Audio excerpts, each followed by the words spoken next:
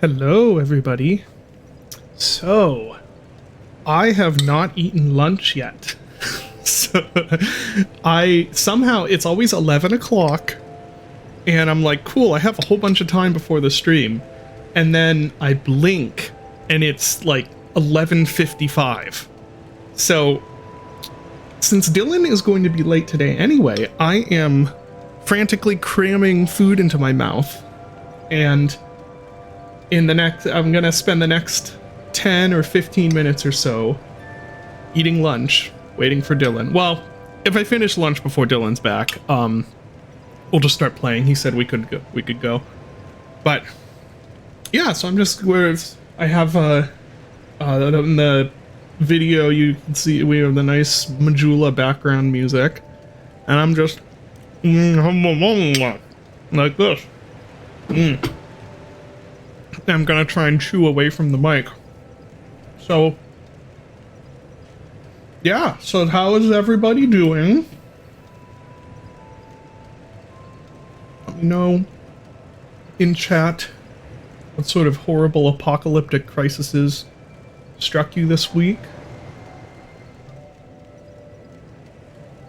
I always forget to do all the different stream as live announcements.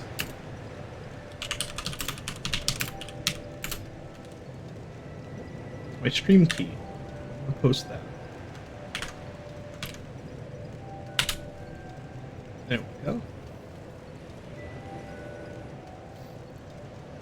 Yeah, so how's everyone doing? Raphael Blah. Again with the names. Raphael Ba. Sorry. Hi.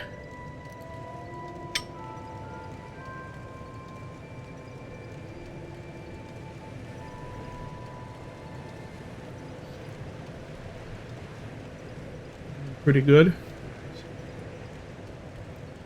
Yeah, I'm doing okay. Hi, Chuma. Eating some vegetarian chili. Because I know I've talked about that I have celiac disease, which is a recent thing. That just happened in the last few years. But I have celiac, so I can't eat gluten. And my wife is a vegetarian, so it makes figuring out what to eat for dinner a little complicated because you can get cookbooks that are vegetarian and you can get cookbooks that are gluten-free, but there's not always an overlap between the two. So yeah, vegetarian chili.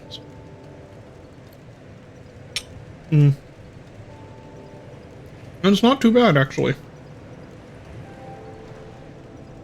Not a big chili person. But honestly, at this point in my life, if I can eat something that isn't going to cause me immense stomach pain later, then I'm happy.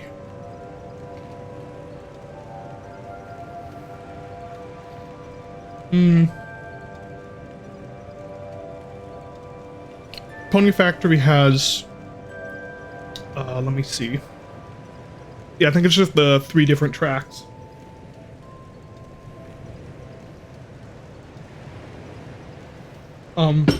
There's a pretty subtle ambient one. There's the main theme, and then there's the boss theme. Yeah, those are the 3 tracks.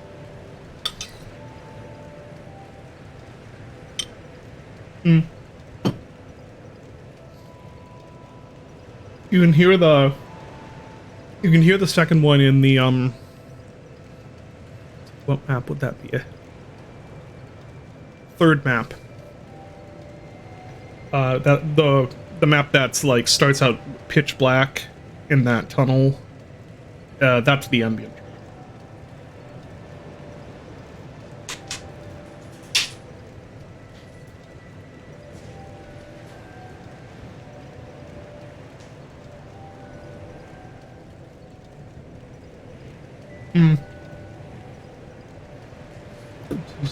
Yeah.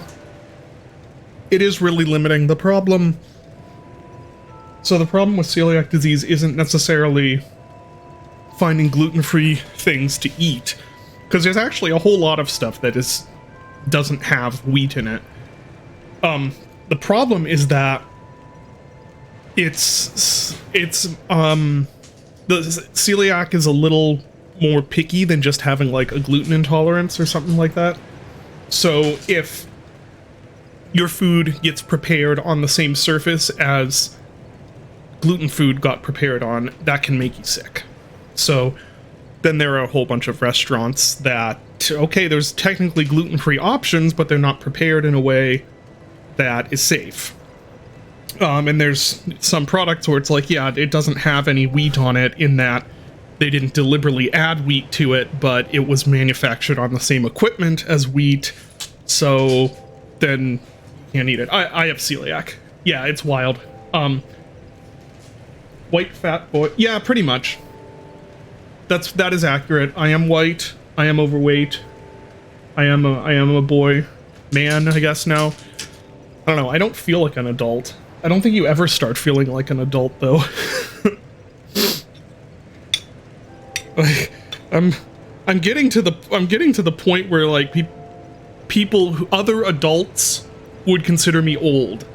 Like people in their early 20s are like, "Ah, yeah, 34, that's old. You're starting on the path toward middle age there."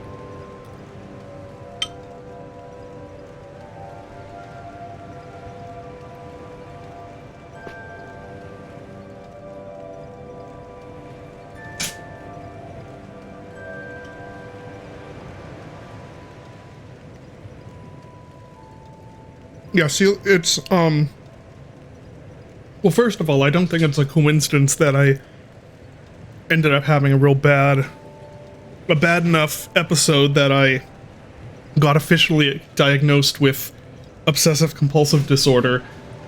I don't think it's a coincidence that happened in the wake of me being diagnosed with celiac and in the wake of the pandemic happening. But with celiac disease, gluten is like, it's more like trying to avoid germs, except it's worse than germs, because germs you can kill with disinfectant or heat, and gluten, neither of those things will get rid of it. So it's yeah, it's not fun. The part about not being able to eat wheat is like honestly fine. There's a lot of really good gluten-free alternatives to almost everything now. That's fine. The thing that the thing that's a real problem is just the cross-contamination part, because you just have to be paranoid about everything. Yeah, I have a little... Yeah, well... See, that's the problem, is that OCD stuff starts as something rational, or that you think is rational, and then it just spirals into something increasingly less rational. But yeah, that also makes the treating OCD part a little complicated, because I do have to be really paranoid about stuff like, oh, did my kids just eat Cheez-Its and then touch this counter? Things like that.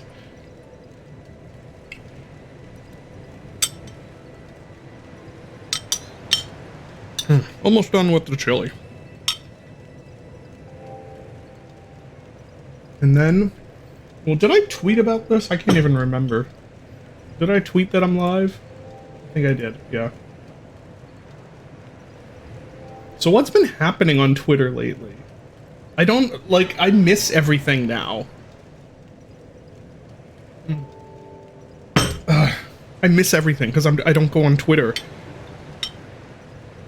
Like, apparently there was a Dredge movie announced, which is cool. Minecraft movie leaks?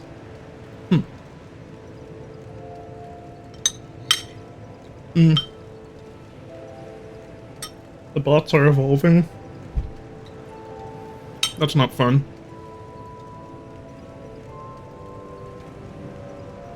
Conan O'Brien clips from Hot Ones. Is that a new episode?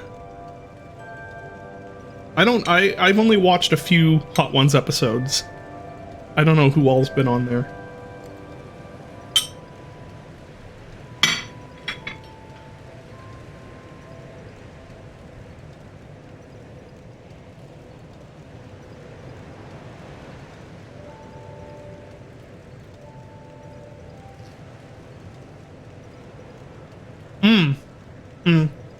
It's a excuse me. Okay, it's a good episode.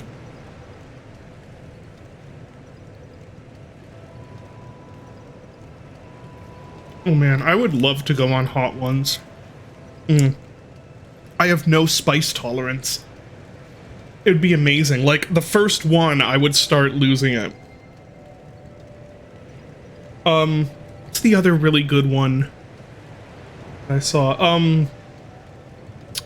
The Guy Fieri one was really interesting just because that man has an ungodly level of spice tolerance.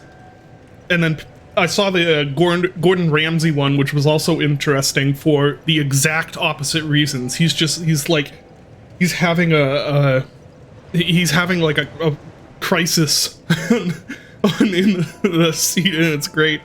And I saw the Steve-O one where it's like, it's okay, and then at the end he like uses hot sauce as eye drops to try and make it more memorable. I don't know. But yeah, I would love going on that. There's no way I ever would have that chance, but it'd be great.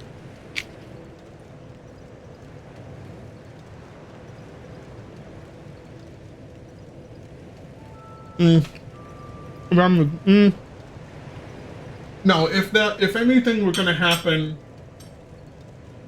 in that regard, like if anything like that were going to happen around the movie release, it would be Mark doing that, not me. Like, not just for a bunch of reasons, like not the least of which being that Mark is extremely well known. Like he's a public figure, I guess. And also the movie is really more his project than it's my project.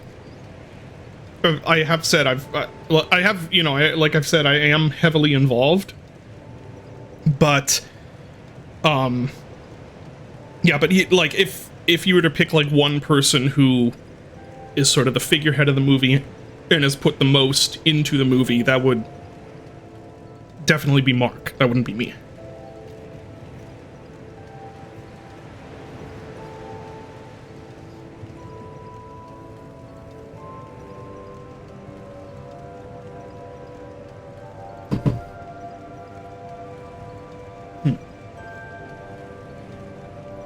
Rachel, so what's so good about the Conan one then? I mean, Conan is hilarious, so I could see it being good. I'm just curious, is it like it's just really funny, or is it a complete garbage fire? Or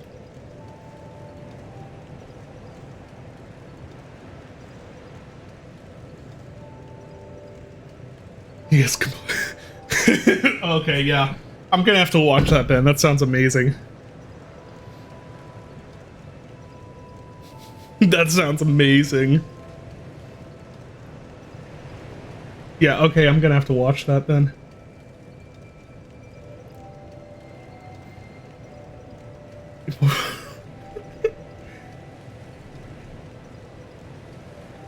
So I finished my lunch. I am gonna make some tea. I'll be right back. I'm just gonna start tea boiling. Let me make sure Dylan has a message. Nope, no Dylan yet. I'm gonna make... This is still... Yeah, I'm gonna make some tea, which just involves going to the other side of the room for a second.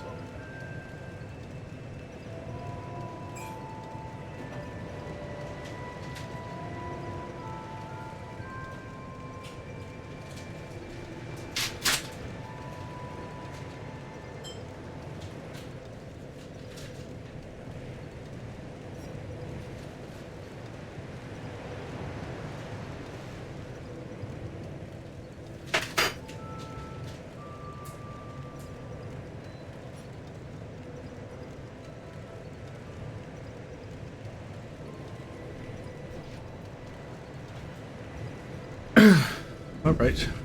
You have the best tea tips? How many of you guys are... Oh, wait. Message from Dylan. Is he available? He is also making tea. So, anyone in chat drink tea? tea is like this is an enormous rabbit hole to go down. Both British.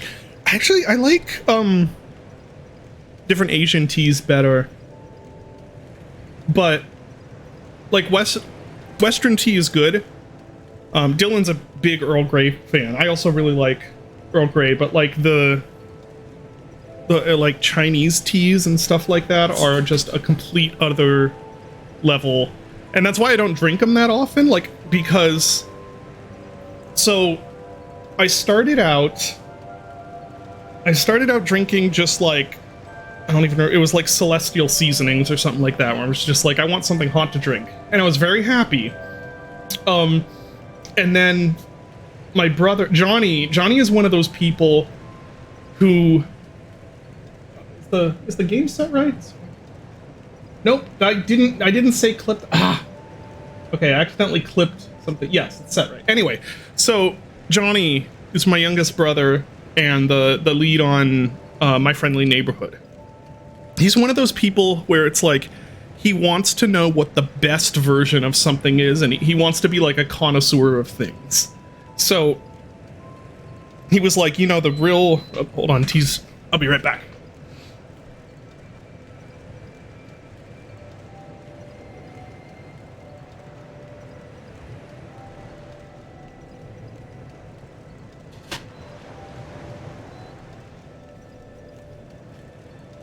Okay, so he was like, you know that the real way you should be drinking tea is you should be steeping it yourself. Like, you need to get loose leaf tea and steep it yourself. And I was like, okay, but I mean, I'm happy with what I'm drinking. It's whatever. And I was like, I know if I start doing that, if I start like steeping my own tea and going down that route, I'm not going to be able to go back. Like, it's like it's like what happens with computer monitors. Where like, I was very happy with my 4x3 monitor when I had it. Very happy. Then I got a widescreen monitor, you know, some years back, as 4x3 started getting phased out, and for, I don't know, maybe a week, maybe less, it was like, it was incredible. And then I went back to being the same amount of happy as I was on the 4x3 monitor, but just unable to go back. Like, and so I was like, that's what's gonna happen with the tea. So I didn't do it. And then for Christmas, he got me like, he got me like a bunch of loose leaf teas and stuff. And then, so I'm like, okay, well, I guess I'm into this now. And I tried, and I can't go back. Like, I can't go back to normal tea bags. They taste awful because now I'm used to drinking like better tea. So anyway, the whole point of this story is that when I went to Austin for the Iron Lung movie filming, the sound guy, or one of the two sound guys who was on set, he's really into tea. Like, he, I think co-owns like a proper like tea shop. So sorry, I'm getting distracted by chat. So he was like brewing a whole bunch of different like Asian teas on set, and it's like these, he was doing these on set to like every day. And so it's like, oh, these are now the next level. Like, they're incredibly good. Doing like Kung Fu tea, like that whole style. And so, yeah, go ahead, Chuma. You can step out for a minute. So I do make that sort of tea sometimes, but I have made a point of not having that daily or regularly, because then I wouldn't be able to go back to even the like normal loose leaf tea. Anyway, that was a really long story. Dylan is ready, so I'm going to get Dylan in here. Hello? Hi. Hi. Let's see. Okay, volume looks fine. So I actually haven't started yet because I was really late eating lunch, and so since you were gonna be late anyway, I decided I would just eat lunch and chat with people for a while. And so that timing was actually perfect because I am just finishing steeping my tea. Nice. I see some people are talking about teas in the chat. Because I was talking about how, like, when you level up, you know what I mean? You go to, like, the next awesome thing in anything. Your enjoyment is, like, increases for, like, a week or two. And then the enjoyment goes back down to the same level as it always was, but you just can't go back to the less good thing. And that's what happened with me and tea. It's like, ugh. Can't get enough. Yeah, yeah, I love playing. I love playing this game. I'm actually when you get a chance. Oh, I need to stream to you. That's right. So many steps.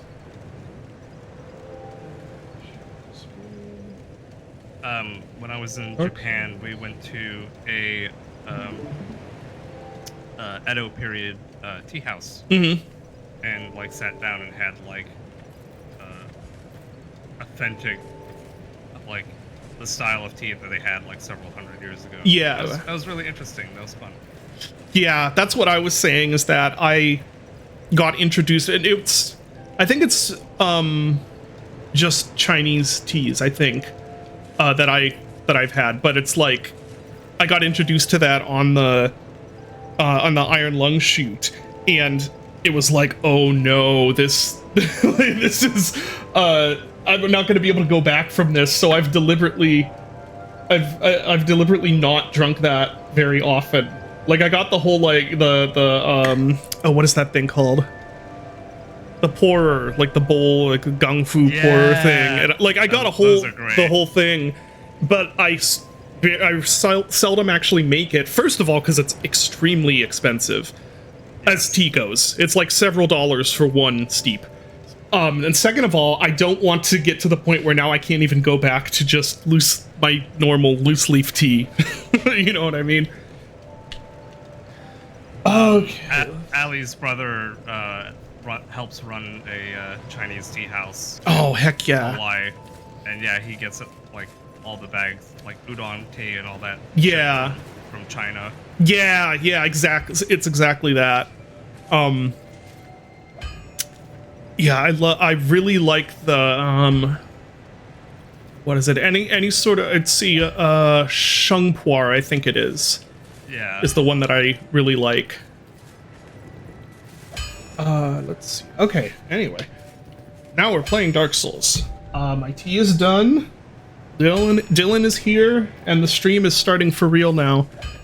And it only took 23 minutes. That's pretty good. It's not very good.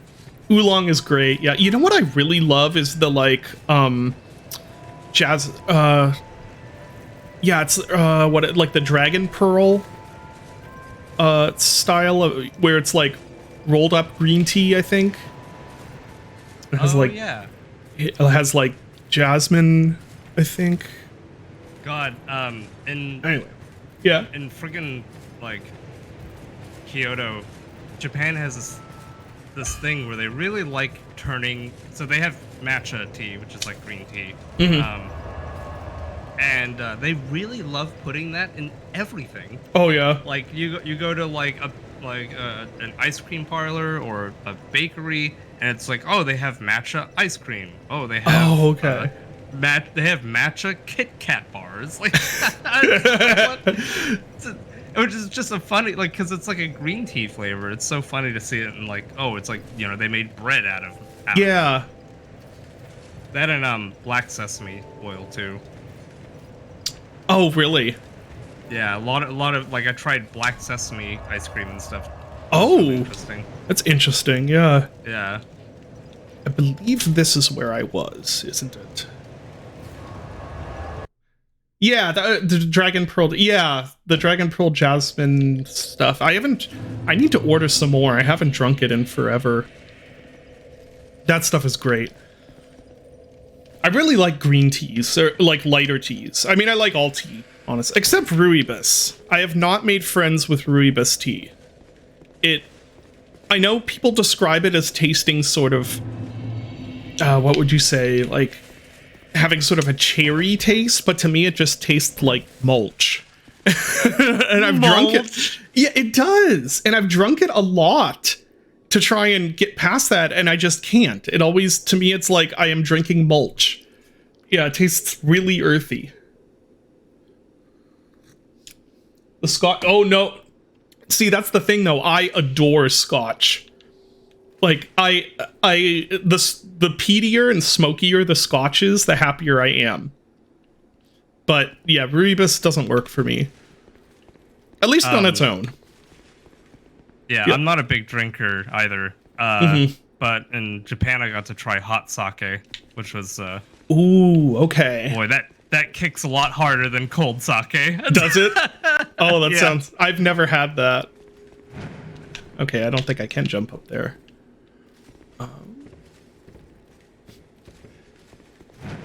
Yeah, I don't think that's gonna work. Yeah, my I don't really drink much either. But hi, what? Why is he shaded like that? What the heck?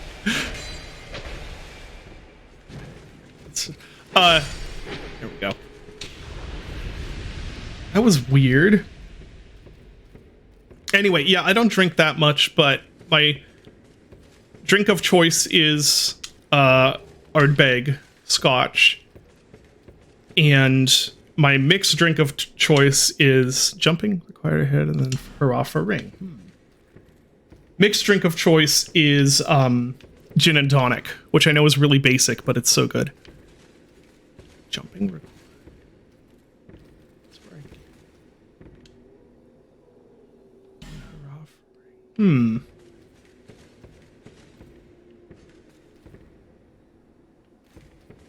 I just don't really see any good that could come from jumping here. I don't see any good from it. Yeah, I mean, oh wait, there's a chest there. Oh, that's a different room? Oh, okay, what's going on here? Oh, I see. I see. Okay. I got it now. They added shiny Pokey. Yeah. Is this poison? Not poison. Oh. Blue Tearstone ring. I forget if it does the same thing in this game as all the other ones. So we want that one. I like Claranthe. I like that. What is this one again? Increases physical attack. Yeah, that's pretty so, good too. Yeah. Maybe It's really I'll take good for this one fast off. weapons. Increases defense when HP is low. Yep. That's, Okay, that same does- deal. I'll go with that. I do like getting more souls, but I don't know. I don't think the increase that the Covetous Serpent Ring gives you is actually that huge, if I remember correctly, right? For this game, I'm not sure. I never run those kind of rings because I've never found leveling to be such a problem. Yeah. Like, I'll run the discovery ones if I'm trying to get an item, but like, usually once I find rings I like more, I don't really run the covetous ones. Yeah. I forget, what does gold do? Is gold item discovery the covetous gold covetous serpent ring? Yeah. Okay. Yeah, the gold one usually is item discovery. Oh, they Jeez, hit hard. They hurt. Ooh, oh, jeez. Oh, right, I don't have 100% physical. Oh, I buy Udami. You've probably left already, but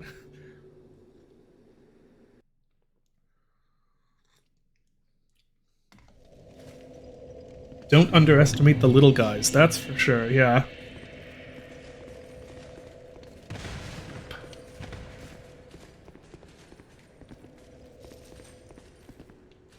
This is not the right way, and I know that. I'm just trying to remember if I'd gone this way.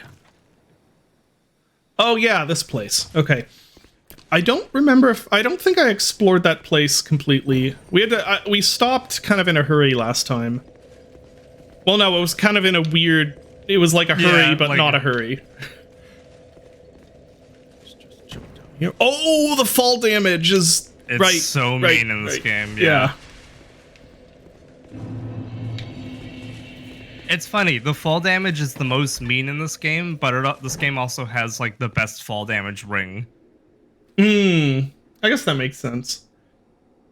Oh, we got an ad starting in 44 seconds. I did go through and look at the ad settings, and it seems like there's just not really a good option. Like I can't really like decrease the amount of ads without then invoking like pre-ads. I don't know. It's kind of weird how they do it. Twitch is like, we're gonna make our money. Yeah. And you're just gonna have to deal with it. Oh, they're tough too.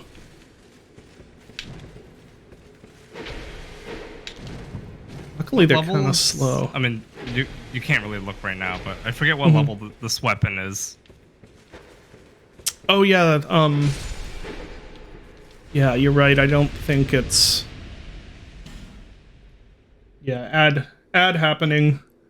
Oh, it's +0. That's why. Why did I?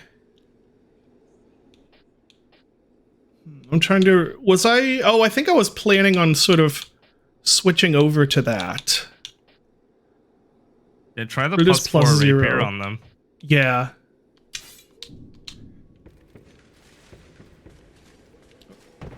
Sorry, I was trying to look at chat and play at the same time.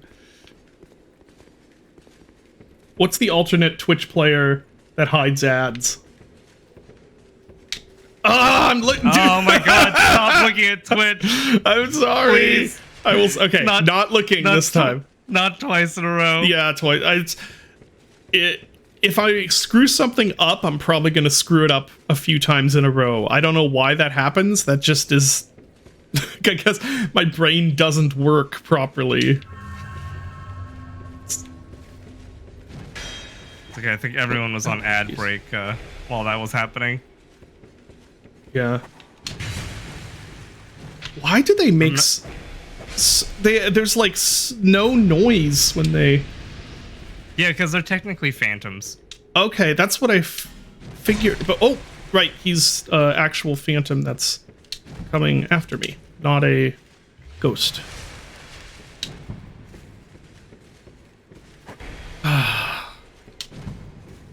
Yeah, two-handed mode definitely does a lot more damage.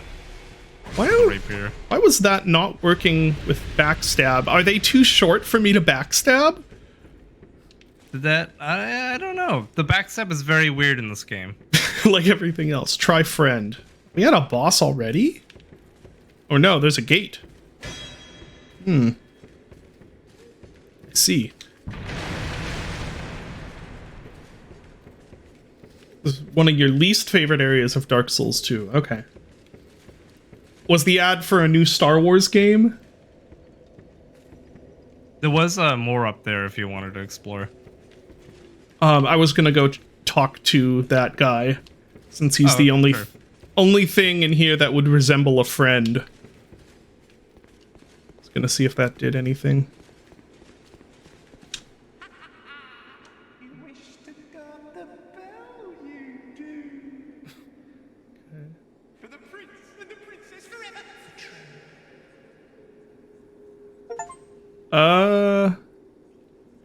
The Clangorous Covenant is the achievement I got. So this is one of those weird covenants that is entirely PvP focused. Okay. If you remember, Go ahead. In Dark Souls 1, the covenant where you defend the forest. That's what this is. Sort of like that. Okay. Yeah. Instead of the forest, it's this tower. Okay. Gotcha. I'm not entirely sure why you haven't been invaded yet by anyone defending the tower, but maybe it will happen. So there's a wall there, two walls there.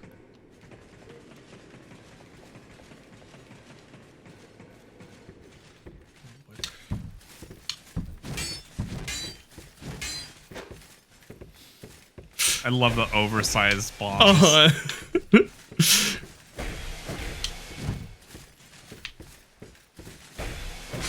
Oh! Oh. There we go.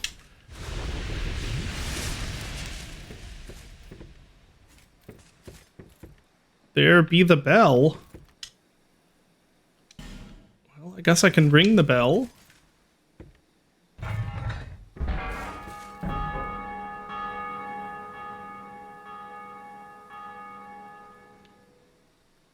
Not quite sure what that does.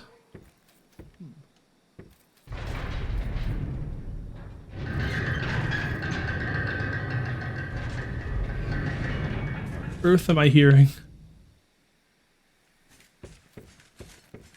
So something happened. Oh yeah, that guy's there.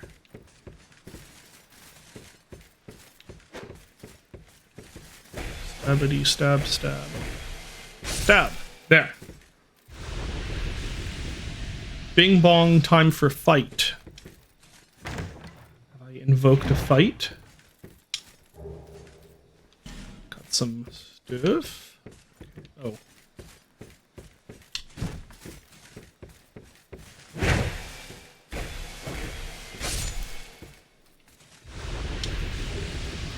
Bellkeeper bow. Okay. Visions of inattention. Oh, the bloodstain.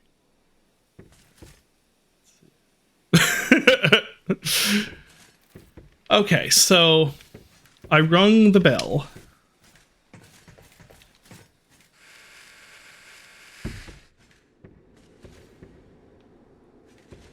Okay, it did open.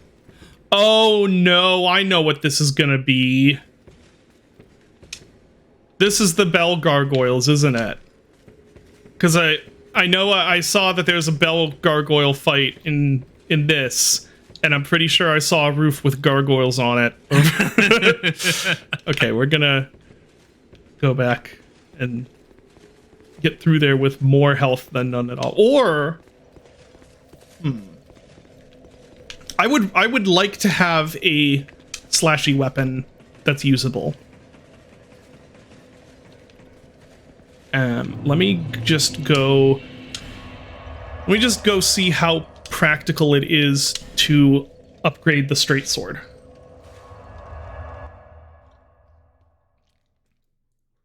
Right, I think we were trying the longsword to see the movement, like the yeah, thrust that's and right. Slashes and stuff. How much? Longsword. Oh, interesting. So the damage is actually about the same. Looks, or am I reading that right? Yeah. Yeah, the longsword. Oh, but this has lightning on it. That's why. Oh yeah. That's if you're split comparing those damage. two, Yeah. I know the bell gargoyles are Dark Souls 1, but I also know that they're in this. So, I can upgrade this. What's this? No, that's the short sword. Long sword. Yeah. My personal preference is the longsword. Yeah, this I don't... Honestly, I don't need this anymore. Yeah, this is what I want to upgrade.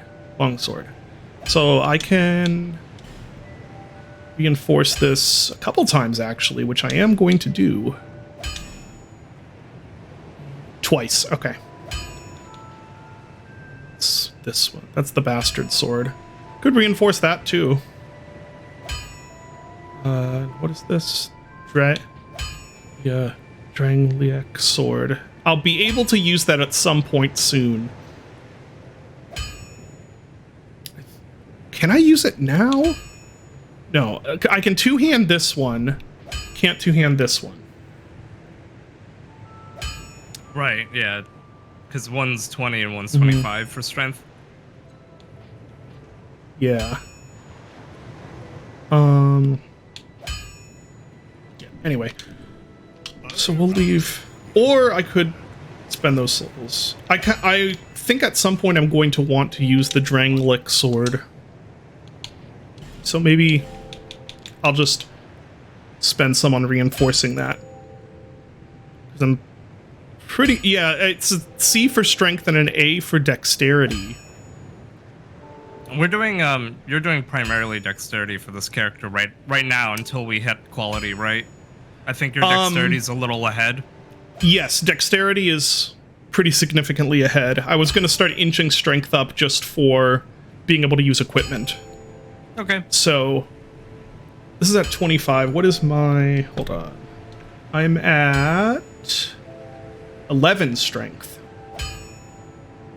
Yeah, and 20 dexterity. So what would I need to be at for that? To two-hand this, I'd need to be at, what, like 13 strength? Is it half that it does? It's... Oh, boy. Usually it's 1.5, but let me double check for Dark Souls 2. In this game, it's doubled. Okay. Okay. Nice. So if I get strength up a little bit more, I'll be able to use this as a two-hander. Which... Yeah, I mean, it's... I'm gonna upgrade this one. Because Oh, the next upgrade is pretty good, too. Yeah, because I think that's gonna actually work out pretty well for me once I hit the requirements, because of how it scales. Right. So...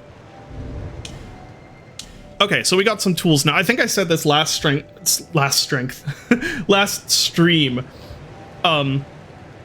where it's like I'd prefer to have more tools to use, if that makes sense, rather than just having one thing I use for everything.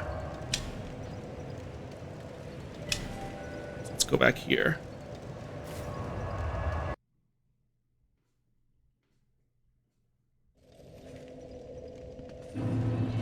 Here's the... Yeah, and then two-handed, that's when I get the stab. Maybe I should have been stabbing the dwarves.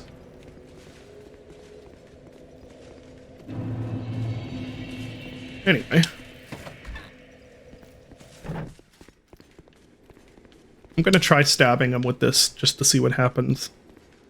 Because it might be that it was the pierce damage that was so effective. Or it could be that they're weak to lightning, or it's just because the rapier was better. That's not too bad. I think I could definitely get through them this way, but I think I will switch to the rapier for getting to the door, and then, well, I don't know what I'm gonna need past the door.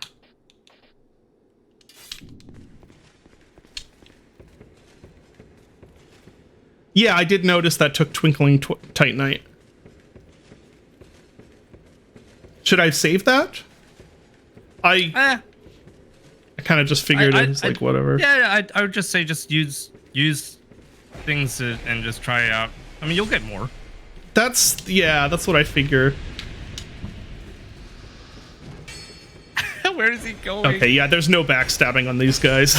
Yeah, what was he doing? What was his plan? Yeah, so I know this is Dark Souls 2 and rules don't apply here. Ooh, that was interesting. Anyway, yeah, but I do just assume, based on Elden Ring and Dark Souls 1, that it's better to just try the thing, because you can... Oh, yeah, see, gargoyles. It's better to just try the thing, because then you can see what works. And you can always get... Oh, jeez. You can always get resources back.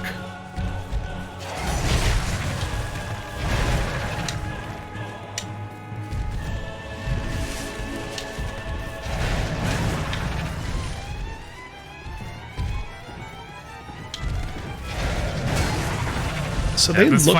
This fight fucking sucks. Yeah. I'm seeing that. So that's the thing, though. I don't actually like the rapier's moveset. I'd prefer the slashy slash moveset. You can try the. So these things are weak to lightning, which Yeah. is what your rapier is doing. Yeah. But they're also weak to blunt damage, which That makes sense. slashing is not, piercing is not. I mean, This strike game is damage? Or yeah, sorry. Okay. Yeah, strike. This game kind of was the progenitor for the like Elden Ring. Oh, enemies are super weak to like the specific strike type. Okay. Was somewhat present in Dark Souls 1 and 3. Like there's certain enemies like skeletons that are Whoops, really I weak shouldn't have done to blunt or strike.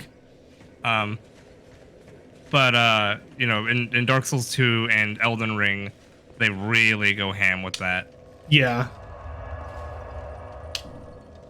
That's why I like having a bunch of different tools.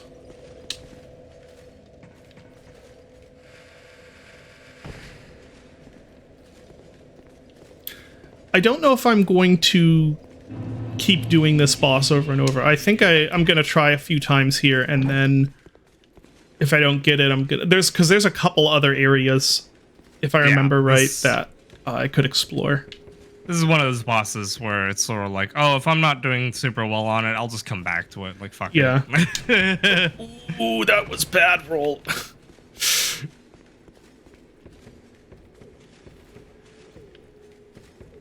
Yeah, Rachel does really want to do... Guess I could just leave him down there. Rachel does really want to do another Dark Souls 1 play at some point. Maybe this week. We'll see. I just think it's fun. Rachel conquers everyone on Twitter who can't play Dark Souls 1. I know, right? Like, I don't want to wade into that discourse because I'm trying to leave that life behind, you know, the social media life. Yeah. But also, like, it is funny as hell. Yeah, I think that came up around Sekiro, didn't it? The Souls games need a difficulty setting. It happens every time they release a game. Yeah, I can't speak for Sekiro, but the thing is, the amount of options that are in the game for tailoring the experience is, I think, better than having in this and Elden Ring, in like Dark Souls and Elden Ring. I think that's better than having a difficulty option that you pick at the beginning of the game or something like that. Why can't I lock onto him? Now I can. He's in the air. Ooh.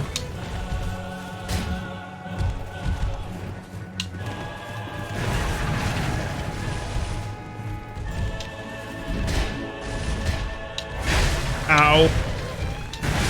Oh, I dodged. I just didn't dodge quick enough. Yeah, so Sekiro is probably the least malleable to and I know difficulty. it's also very fast, right?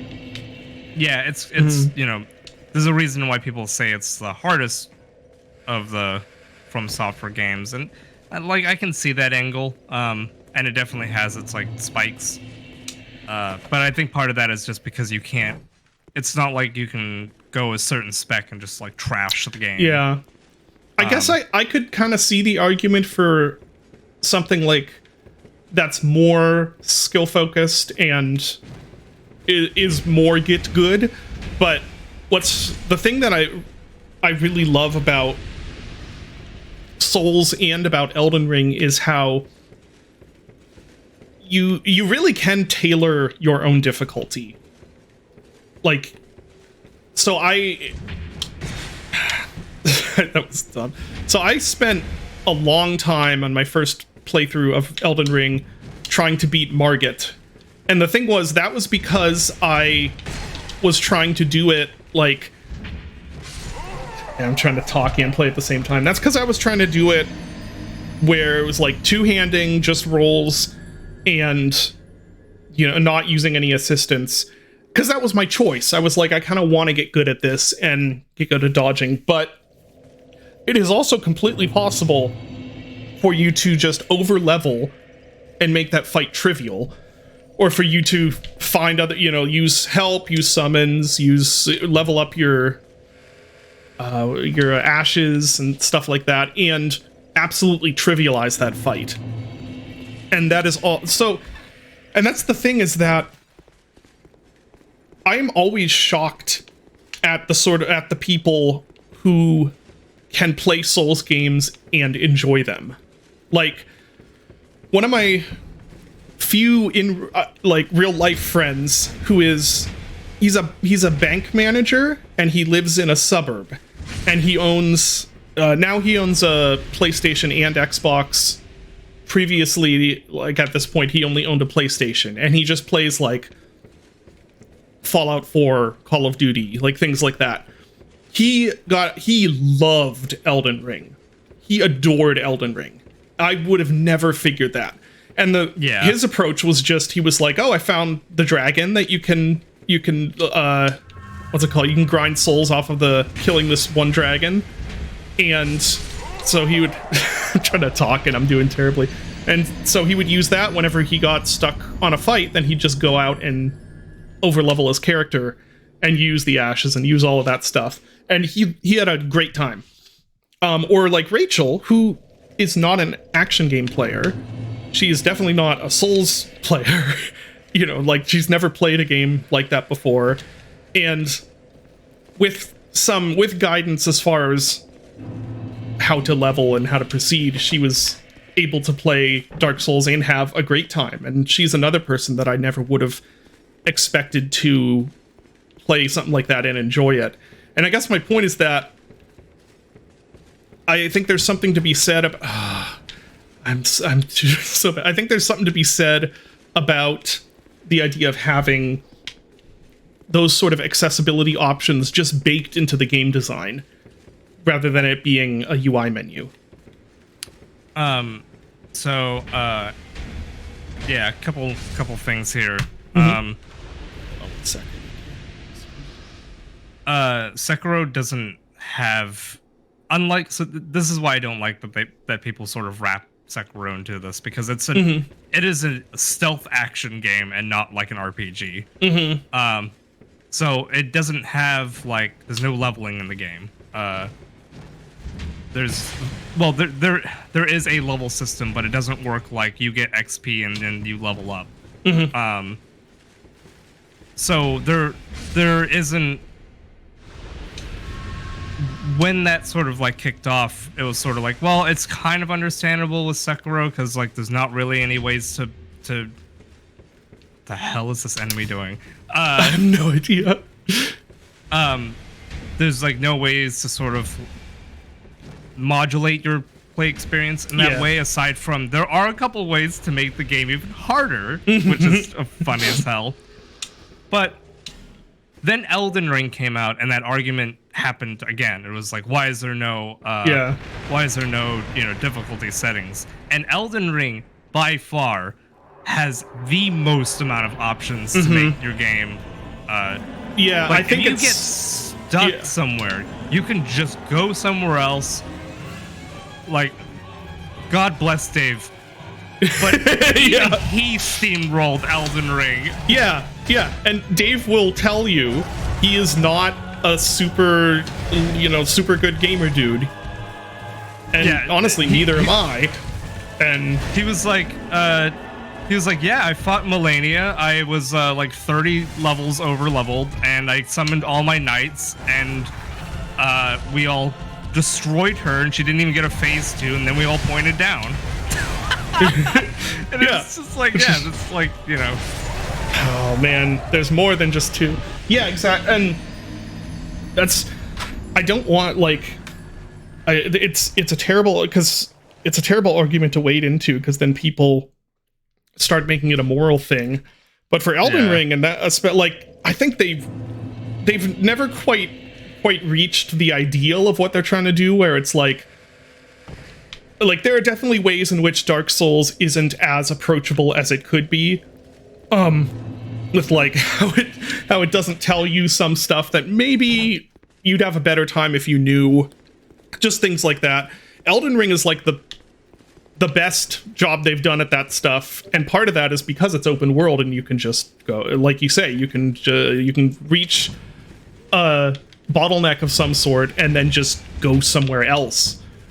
And I think that's really cool, having that be like a diegetic part of the game and a actual part of your experience of the game, not just being let me say it a different way. I love that part of the experience of playing the game is in trying to figuring out those options and thinking about, like, okay, well, how do I get past this? Like, what can I do to make this something that I can actually manage? Right. And it whiffed off of the stairs. And I think Elden Ring, it still isn't perfect at it, but I think is, like, really good at it. And I would definitely be in the camp of that it doesn't need traditional difficulty settings because it has all that stuff in the game. And I think that's really cool. Because there are problems with traditional difficulty settings, honestly. What were you going to say, Dylan? I was just gonna say I was gonna give my hot take on it. Yeah. And I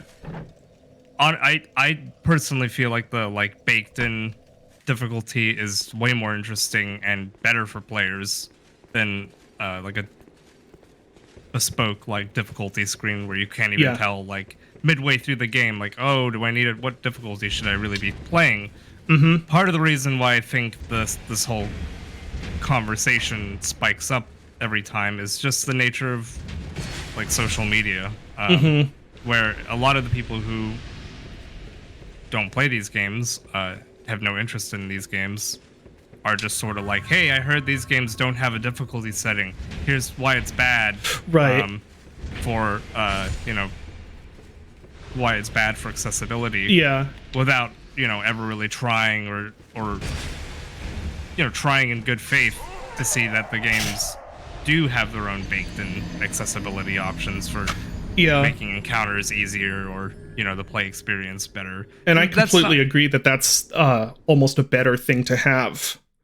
And that's not to say that that these games are they're not perfect at that kind of stuff. There is still a lot of crust with, especially it's overwhelming with the amount of stats they throw at you and what each stat does. And for sure, none of them are perfect at it, and they all have areas where it's like, this could be done better in a way that wouldn't undermine the game.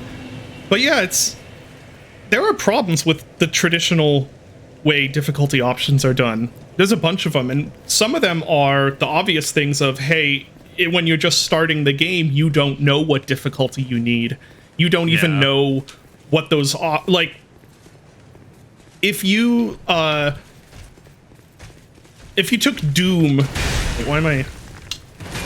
if you took Doom and gave every enemy a gajillion health, it's gonna be hard, but that's not gonna be fun. I wouldn't find that fun. Yeah. Okay, but playing Doom on Ultraviolence is fun, and it's like, you don't even know if the way the game is going to be difficult is something that's fun for you. And then also there's the fact, and this doesn't ever get discussed, but players don't know what they want a lot of the time. If you don't, and I've had to learn this the hard way in some areas, but if you don't keep a player sort of penned in, they will absolutely ruin their own experience and then blame you for it. So in the case of something like a Souls game, where the entire thing is built around the joy of discovery and overcoming obstacles, and the whole world and narrative are built around that, and people always, there's that thing of a difficulty option has never ruined a game, which is true, but has. also, but Yes, there's if you are crafting an experience if you're crafting a certain sort of experience and you let players do things that could undermine that experience for themselves, then you might actually be making a game that someone who might otherwise enjoy it is going to end up hating. And difficulty is one of those. If somebody starts up a game and they're like, I don't know, I don't really like hard games. Like, I'll use myself as an example. I am going to die. Oh my gosh, I can't believe I didn't die. Like, I avoided Dark Souls for years simply because like I had no idea what the game was like other than it was super hard. That's all. It was like a super hard dark fantasy action game. And I'm like, that's probably going to be really frustrating for me. I don't really enjoy games that are just there to be difficult. So I avoided it for years. And like if Dark Souls had given me a difficulty option when I finally played it, I would have been like, oh no, I don't want the hard difficulty because I've heard everyone talking about it and I'm not going to like that. And it turns out it's one of my favorite games.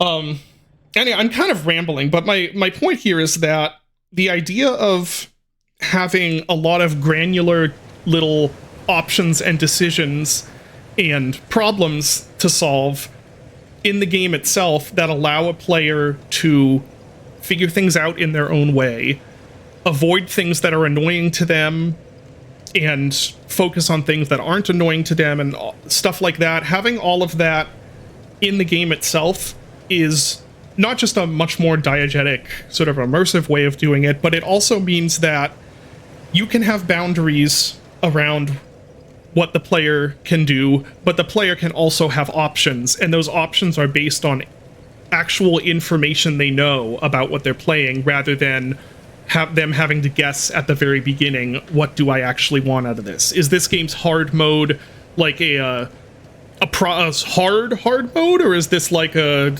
easy hard mode? You know what I mean? It's right. God, this reminds me so much of when Pathologic 2 dropped, and then they had to like patch in a difficulty mode into the game, and then that like article from an outlet that I won't name was like, Pathologic 2 is garbage. It's just like worse Skyrim. Yeah. And it's just like you could not misunderstand. They had to patch out. intent. Yeah, it's like, well, they had to patch out the entire game. Yeah. That's also like with Souls, where it's like the whole idea of the game is that overcoming challenges and running it. It's sort of like, would you expect a point and click adventure to have a mode where it's like there aren't any puzzles? If a developer wanted to add that, wanted to say like, here's an easier puzzle mode, that's awesome, but that's not something that you should expect out of a game. You shouldn't expect a game to like become a completely different game to try and appeal to everybody. Right. It's the same as like I just do not play fighting games because nothing about that style of gameplay is fun to me. They could do a mode where it's like, okay, this mode takes out all combos and all you have to do is mash this one button. And I know some games have done that. And I'm like, well, Bayonetta isn't a fighting game, but you know, like, I'm not saying developers shouldn't do this. I just think it's kind of ridiculous to, there we go. I just think it's kind of ridiculous to create these like black and white ideas of what works and what doesn't work for every game. Someone did bring this up, and I do think part of it is also harmed by the actual fans of these games. Yes, where it's like the attention is only paid to like, oh, you know, the difficulty, get good, that kind of angle. I hate that attitude. Or people are like, really, oh, you didn't beat this boss in Elden Ring if you used ashes. Or yeah, it's so dumb. It's really dumb. Like, it really sells these games short because there's so much. The difficulty is one facet of these games, an important facet in order to sort of glean the entire experience and the emotional sort of peaks and valleys that these games sort of give you, similar to like a survival horror game. But it sells them short to just make them about the difficulty. Yeah, agreed. It gives people the wrong impression about what is enjoyable about these games. Yeah, and it sold them short for years too. Because I'm talking about like first playing Dark Souls, that was back in, I don't know, like 2011 maybe? It was around the time when Prepare to Die Edition came to PC. Whoops. I keep forgetting the recovery attacks are terrible in this. So that was years and years ago. Tracking. Yeah. And I got it was like, all anyone talked about was, oh yeah, it's super hard, you're gonna die all the time. And on paper, that didn't sound fun. And it turns out, well, the way they do it is super cool and super fun to me, but yeah, no one talked about the cool stuff. Maybe they talk about it more now, but back then it was just like, oh yeah, it's a super hard game. And you're a god if you can beat Dark Souls. Yeah, a lot of people ham on like the difficulty, but I don't think early on enough people made it clear how funny these games are. Yeah, that's like they didn't mention like, yeah, you're gonna die a lot, but you know, sometimes a giant skeleton is just gonna kick you off a cliff, and you're just gonna have to like see your body flying into the abyss after its like big bony foot like breaches your screen. Or you're gonna get pancaked from off screen by the stray demon or thing. Seem to remember these guys getting absolute knocked out by a giant mushroom man. Definitely. Yes, the mushroom men. That's probably part of the reason I never get frustrated with these. Here, let's see if I can. Not quite. It's because they're just so funny. That's something that Johnny doesn't get. Because Johnny has tried Dark Souls and did not like it. Because we're very different people. We're very different. And for him, stuff where it's like the game pulls something weird or dumb. And am I soft locked? Uh-oh. I don't think I've ever seen this happen before. Now it's fading. That was weird. Okay, there we go. Huh. But for him running into stuff like that where the game is pulling something really stupid or something happens that you couldn't predict or there's like damage you can't really avoid or things like that, to him he's like that. To him that's like bad design, if that makes sense. That confuses me because survival horror does that shit all the time too. Well, he's also Johnny. Like, he's confusing sometimes, just the same as I am. But like there were years. You remember the arguments we had with other developers about the Resident Evil 1 dog hallway, where like the dogs bash through the windows, and how like that's sort of like an unfair moment for the player, or it's like it constitutes like a jump scare rather than natural horror. But that those kind of moments are sort of, you know, they're cheeky and they're sort of mean and they can be unpredictable, but they're kind of like important for the feel and the sort of like tone of these games. And yeah, for like the experiences that like survival horror games go for the sort of experience that like the Dark Souls games go for, they're very much, you know, they're cheeky and mean, but you know they do so in a way that's kind of like lets the player in on the jokes. Way. I keep describing it because I keep describing it to people as like it's like a Looney Tunes routine and you are Wile E. Coyote. Like it's a slapstick. It's like a slapstick gag, but it's at your expense. And if you think that's funny and entertaining, you're probably gonna love it. And if you think that's unfair and that isn't what you want, I mean, you're not gonna like it, and that's also really valid.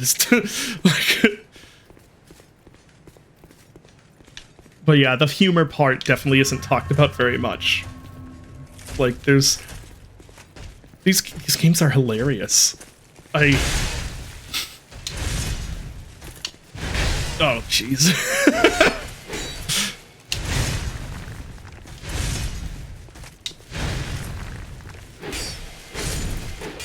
The degree to which you are allowed to fail due to your own hubris alone is just great. Yeah.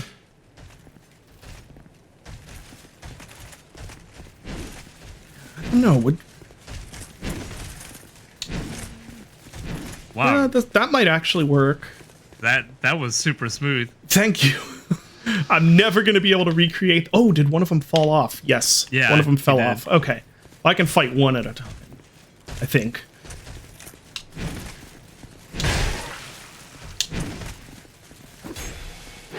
There was again me failing due to hubris. I thought it was outside his range. Nope. Yeah, that must have been on. I think it was on stream, and it must have been Dark Souls 1, unfortunately. But I do remember one specific moment where I rolled away and then started drinking Estus, and it was just like enormous sledgehammer from off screen. Oh, it was Smo, I think. Yes. It was yes, just I Smo, remember just like that moment. slam, pancake me. I'm dead. Like, how can you not love that? That's so funny.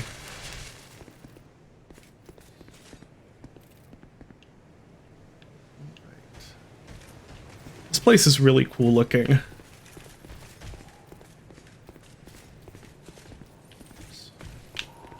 This guy I'm a little afraid of.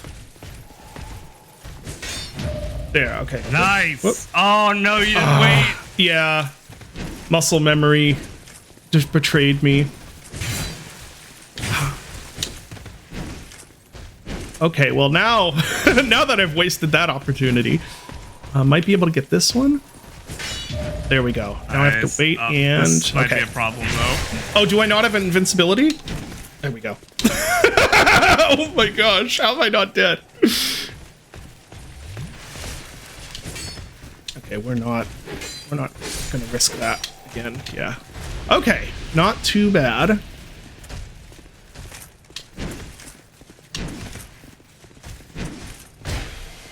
I didn't want to do the bash there, but okay, sure, we can bash. Yeah, I agree, Strida. There, especially over the last now that Oh no! Oh no!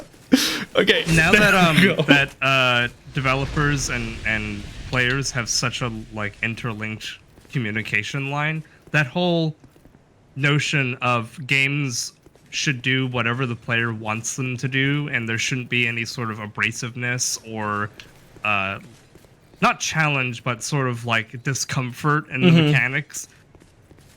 I really dislike that style of Yeah. the way that games and the sort of the conversation around games sort of happens now. That's it's just anytime players are like, oh, I'm frustrated, I'm gonna go and tell the developer he needs to change this because I'm frustrated, instead of they potentially maybe they don't see the bigger picture of why something is a challenge, or something isn't working out for them, or what the intent of the game is. Oh, look at that. This building isn't reflected. You can see the... Oh yeah. That's interesting. Yeah, that's a very deep topic to get into also, because there's no hidden path ahead. Don't do me like that.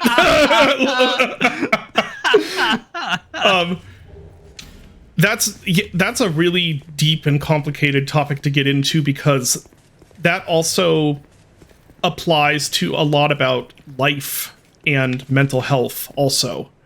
Oh boy, yeah. Which, to be clear, so no one is misunderstanding what I'm saying here, this is not a you should mental health is all in your head sort of thing, or people should suffer, anything like that. But the topic of there being value in having to overcome something, or there being value in things. Oh, okay, I tried to parry, but that was a bad idea. The spear and hide knights scare me. Yeah. There's a lot to discuss there anyway. That's something I've actually been learning a lot about just since I've, getting diagnosed with OCD. OCD kind of, well, they don't know what causes it, but the sort of root of it is in an inability to healthily manage uncertainty and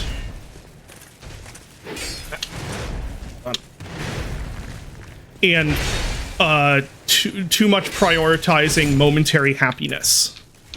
Yes, it would be yeah, and that's something I don't want to talk a lot about because I'm not very knowledgeable in that, but it's an interesting topic, and I feel like that it ties in with that idea of like, well, sometimes what you think you want or what you think is going to actually be best for you is not actually what's going to be best for you or what you actually want. Yeah, anyway, OCD are the ones who made RoboCop.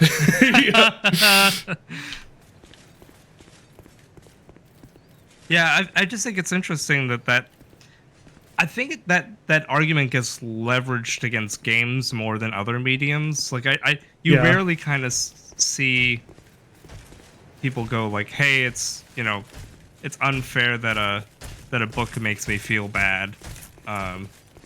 Yeah. Whereas games, it's sort of like, "Hey, it's not fair that this game." That was the 8 direction controls getting to me. Yep, definitely. Yeah, it's an interesting problem now, and I definitely think that like part of it is the amount of communication that devs and players have now. Yeah. And it's not just like, oh, it's the player's fault for voicing those problems, but it's also the developer's fault for having to listen to them and sort of like, you can sand away like anything kind of interesting about your game and just make it this milk toast experience that doesn't really affect anyone emotionally. Yeah, I think that it is a very difficult line to walk, but it's one that has to be walked. Because players, once again, players do not, en masse, players as a general group do not know what they want. Players definitely know when something is not working for them and can tell you, like, I'm not having fun, or I don't, this doesn't feel satisfying, or this doesn't feel fair, or things like that. But it is very rare to have someone, for one thing, voice that feedback and be able to correctly identify what the solution would be. That's extremely rare. And for another thing, people sometimes don't realize when the stuff they're coming up against is better for the experience in the long run, or is doing something else they aren't aware of, or things like that. And so it is very important to hear from players, but it's one of those things where it's like, you want to hear what they're feeling and what their opinion is, but it's almost useless to hear what they think the solution is. If that makes sense. I remember we used to throw around the like missing the forest for the trees kind of phrasing for this, because I think that is kind of like an important element of making games, is that sometimes players are very good at seeing moment to moment elements of the game, because they're so invested in the moment, but they might not see the full picture, as it were. And I remember this was kind of a problem with like the Gloomwood early access, where we released those early levels, and most of them were like, they didn't take place in the city. They were like outside the city, and those levels are very different. I shouldn't have locked on. I should have unlocked. That was on me. Sorry, go ahead. All good. So we had people being like, "Hey, I really like the demo. The demo was like the city, but the early access, like the first couple levels, are just like all outdoors. They're too open. They're not the city levels that I want." And internally, we knew that it was going to be fine, because it contrasts with this experience of like, oh, you finally got to the city. Now we're unraveling the more complex, dense spaces, and we've also like, now the players are like ready for it, because we've given them a lot of space to sort of feel out how the stealth mechanics work. Yeah. But that's not something you can sort of convey without knowing like what the entire experience is going to be like. Yeah, and And so for a while it was just sort of like, why do the early levels be like this? Yeah, and that's also a good example of that, where it's like, everyone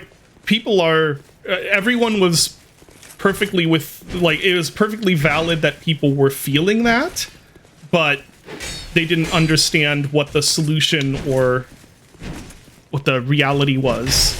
Yeah. And that, to be fair, if there is an amount of like, we made that decision to release that slice of content as the early access. If we had waited longer and included a city area, that probably would have alleviated a lot of the complaints. I don't think any of us really knew that people were going to be that upset about not having a city to play in for the early access content, but it's one of those things where it's like, again, valid for feeling this, but not correctly identifying why that is or what the solution would be. Because there were definitely people who thought we had just cut the idea of a city entirely. It's like, no, guys. That was wild, yeah. We're still doing the city. Yeah. If I can get the whole game is just this now. That's it. Yeah. We're not releasing any more content.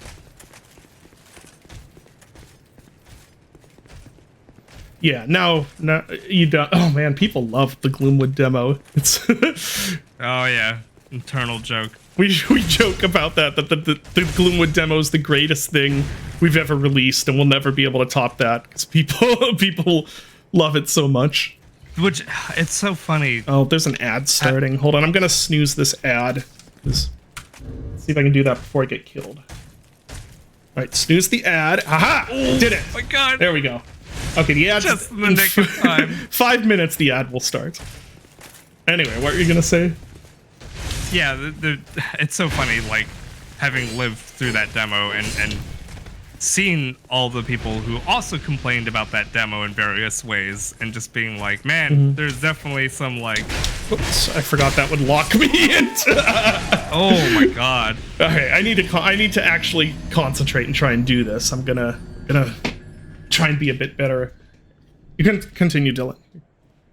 But yeah, like it is understandable that like people felt like that. But it's also it's really hard as a developer to sort of be like, yeah, just wait and see. We have something planned. We're looking at the bigger picture. I wonder if I don't know. I don't know if you ever received that about Dusk, especially with like how big the like environmental and like tonal shift between episode 1 and 2. Yeah, and 3 were. I don't remember getting much of that. Yeah. What I mostly got from Dusk, in the negative sense, was people who were like, "This doesn't look like." There are Quake mods that are more sophisticated than this, so why would I buy this? That was mostly what I dealt with. Yeah, of course we get that with Gloomwood, and it's the thief modding scene being what it is. It's because modders are really good at what they do, and honestly should like I feel like I'm trying to figure out how to say this without it sounding super bad, but like the quality of work that a lot of modders put into their projects is deserving of pay. Like, just because you can get something for free, it doesn't mean that thing isn't, you know what I mean?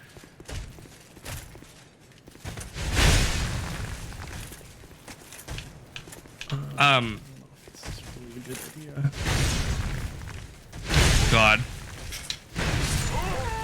Bad roll.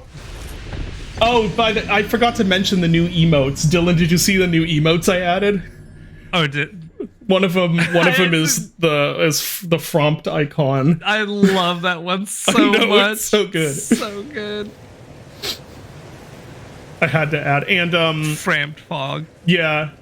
And Graham did a Ferris Pog emote also. Yeah, there it is. That's amazing. I love it. Yeah, that Frompt icon is just so good.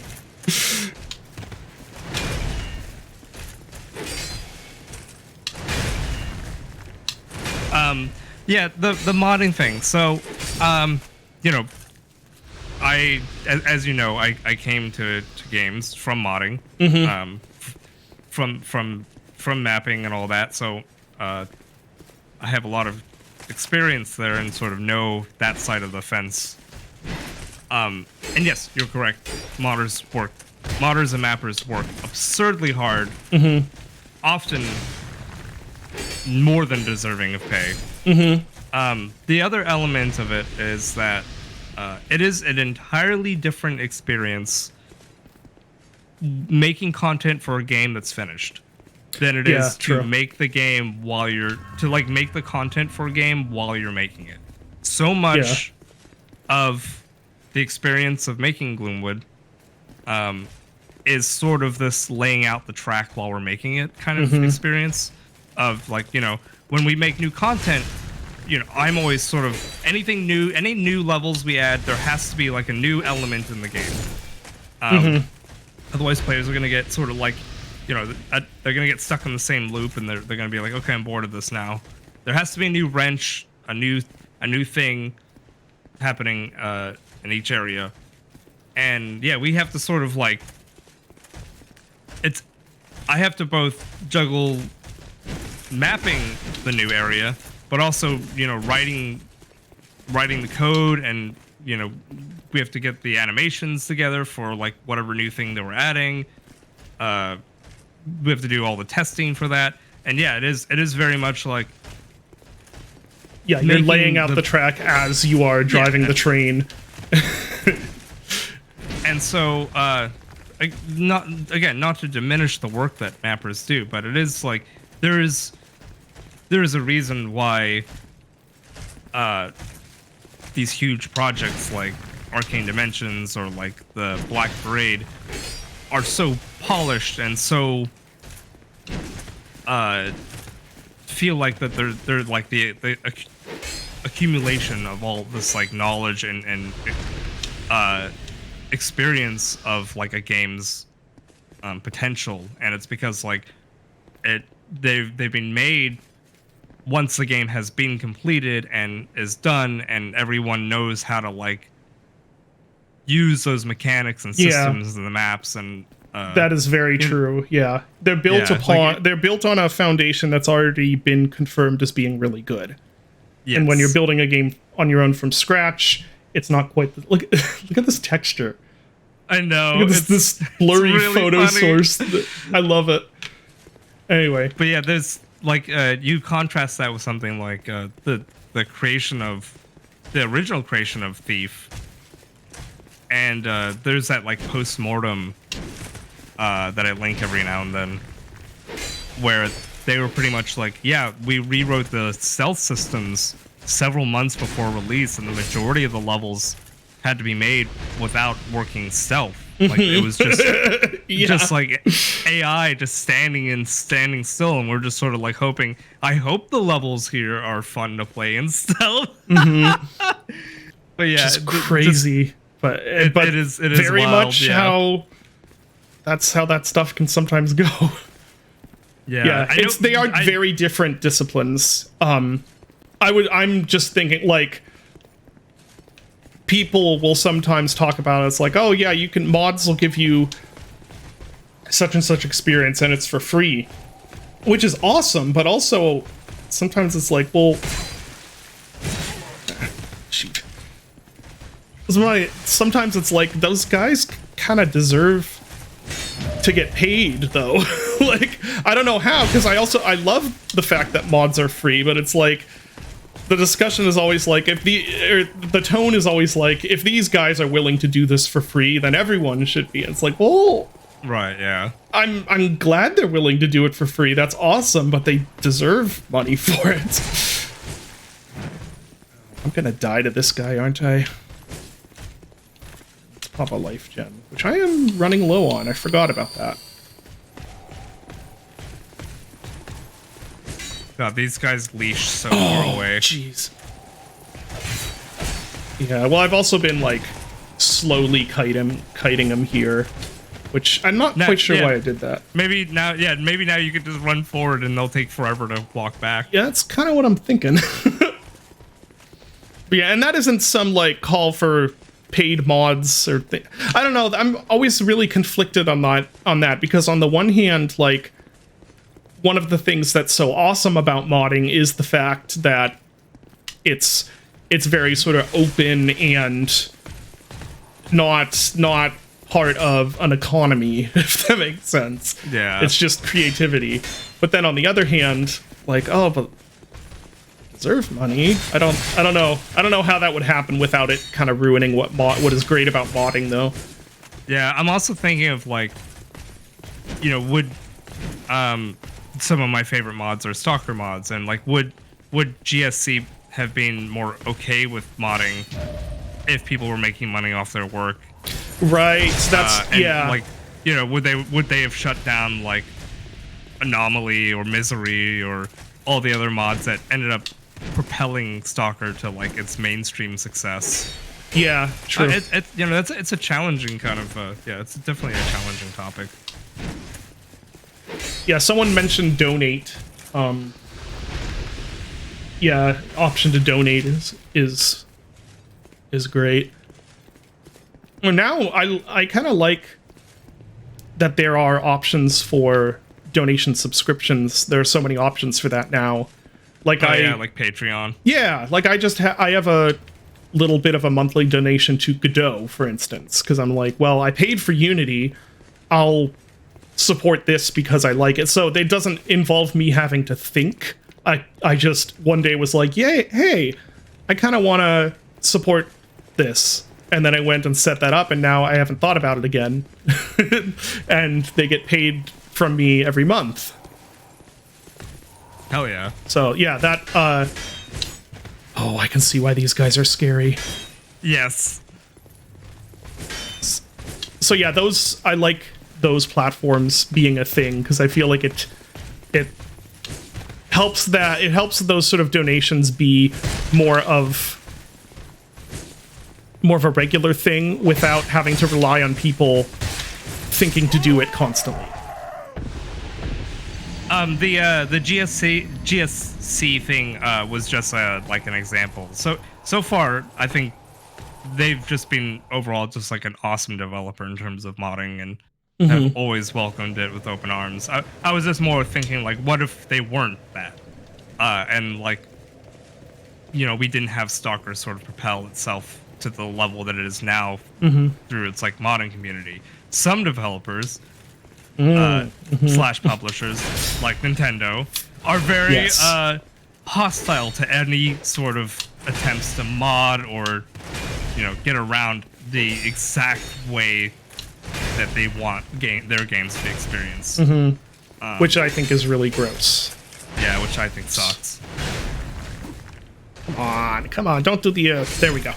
I think I might try and get my souls back and then Homeward Bone to level up.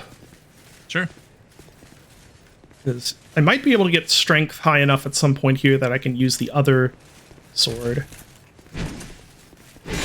Okay, no, I'm not outside of his attack range.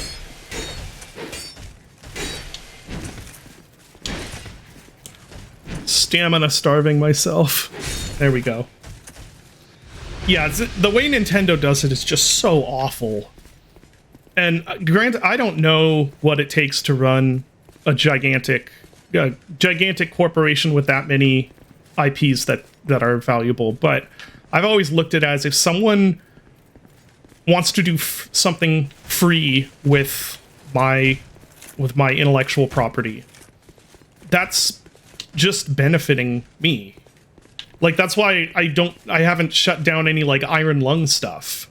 People are like, hey, I want to do such and such, Iron Lung mod or whatever. I'm like, yeah, absolutely, go for it. You just don't charge money for it and don't say that it's official.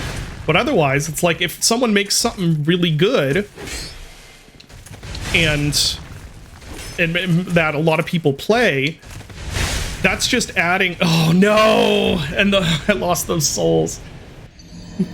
No, I haven't got. I might try the right now. I was gonna go back and get those souls to try leveling up, but that's not on the table anymore. But like, I just see that as a benefit to everyone.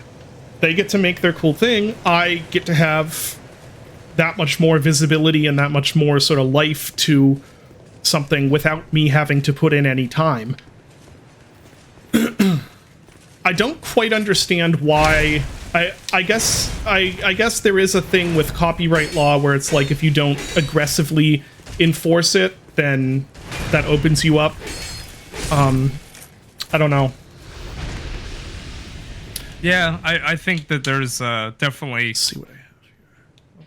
There's an element of that, and it's probably more problematic the larger your company is. But there's also definitely things that like Nintendo does that it's sort of like that's just kind of a dick move. Like Yes.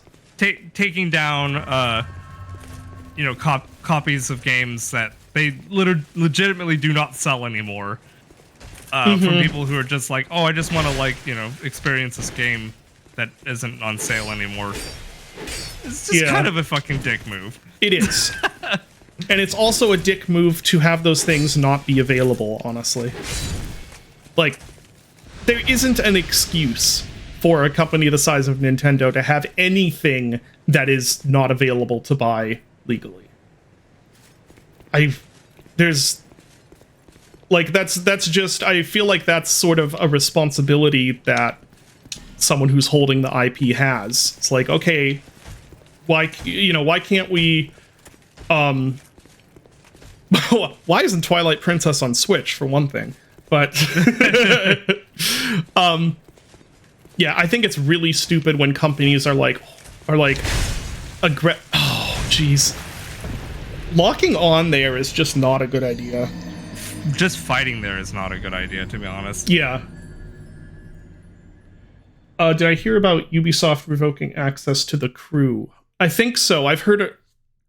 Yeah, that thing now of like games can just stop existing.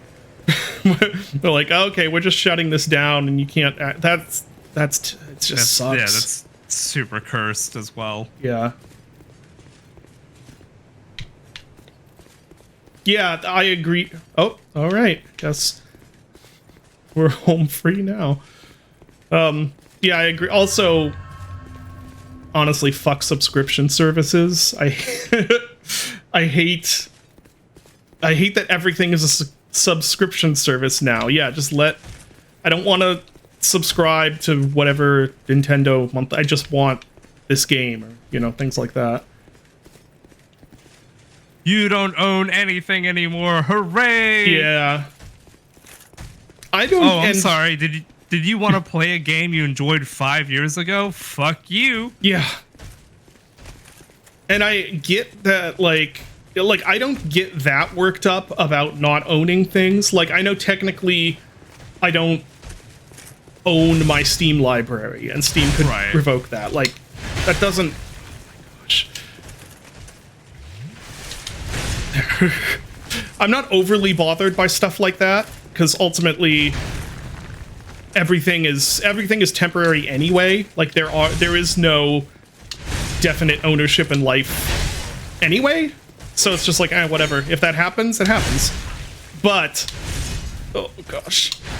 Oh, jeez.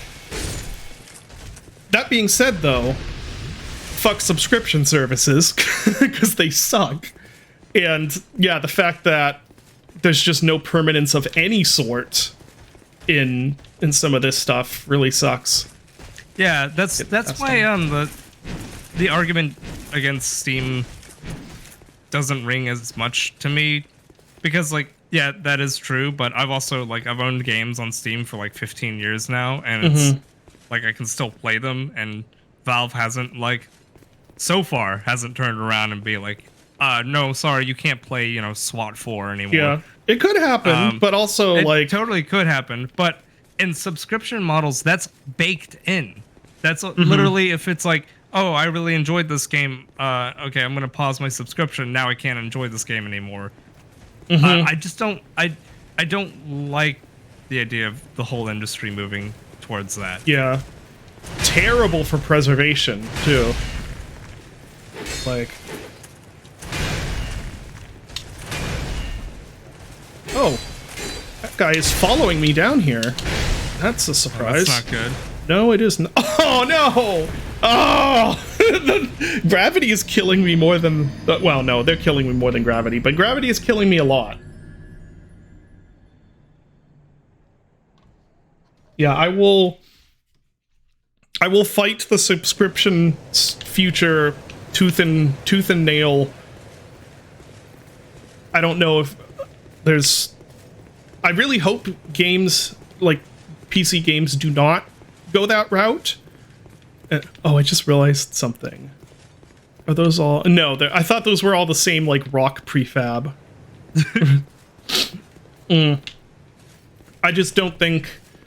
At this point, I don't think there's any benefit to anyone in the way subscription services are now. Back in the day when it was just like Netflix, whatever, it was pretty cool, but not so much anymore.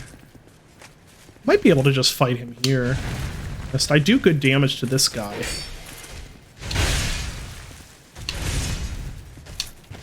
Oh, you know the thing that gets me is it's when you release the roll button that you roll, and that split second screws me over a lot.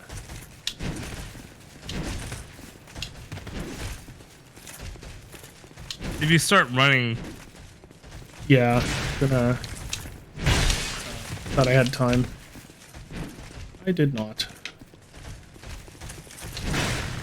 I don't think both of them follow you if you run out of the arena like this way. I think only one of them does. Okay. Maybe I can fight him just here then.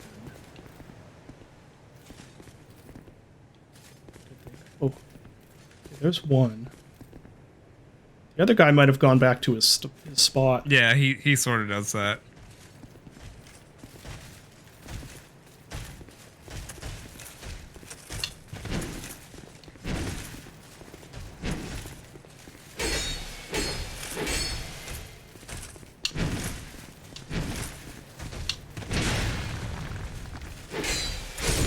There we go. I've said it before, if something is not available legally, pirating is a moral imperative for the sake of preservation. Like, that, I strongly believe that. Like, you can't get Prey legally on Steam. Like, so I think it is, if you want to play that game, it is doing an ethical service to pirate it. Because the only other options are then not playing it and letting it continue fading into obscurity and irrelevance, or buying an extremely overpriced used copy, which, I mean, you can do that, but I don't, that's not benefiting the developers in any way.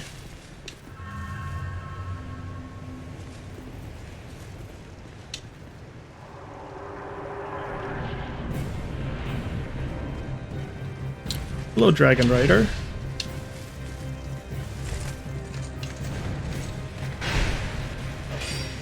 That's not too bad.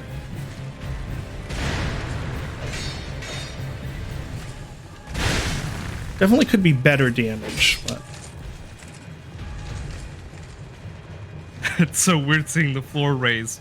Yeah, so each of the levers that you pulled in this area raises the floor in this arena. So if you didn't pull any levers, you'd only be fighting in this middle circle. Oh, interesting. Yeah.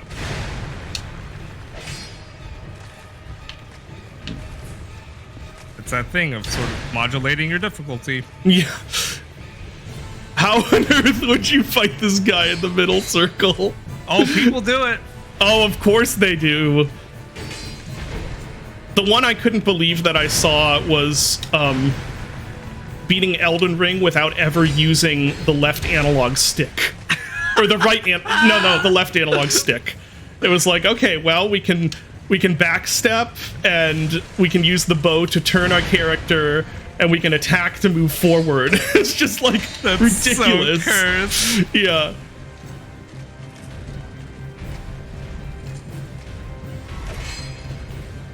Not doing too bad on this one and this. Once I have an opening, I'm gonna. Oh shoot.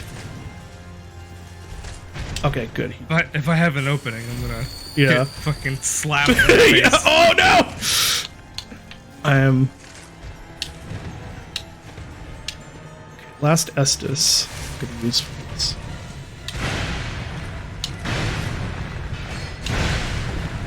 It's very close.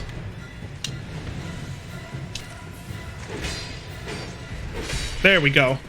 Nice. I think that may be the only time I have ever done a Souls boss on the first try. Well, probably not the only time. No, probably only time I've done a Souls boss on literal first try, as in, like, never played the game before. Yeah, this game is kind of interesting where, like, it's the parts between the bosses that are usually harder than the bosses. I'm cool with that. I know that that dude is shambling his way over here. Yep. And I have a lot of souls on the line. There is a bonfire here. Okay. Nice. Alright. Oh, there's... Just looking at chat here.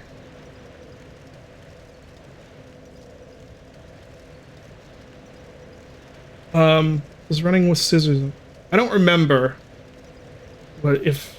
They probably tell people to pirate Postal 3 because they hate that game. Running with scissors. Should be a super hidden level that lowers the middle. Oh, that would be great, yeah.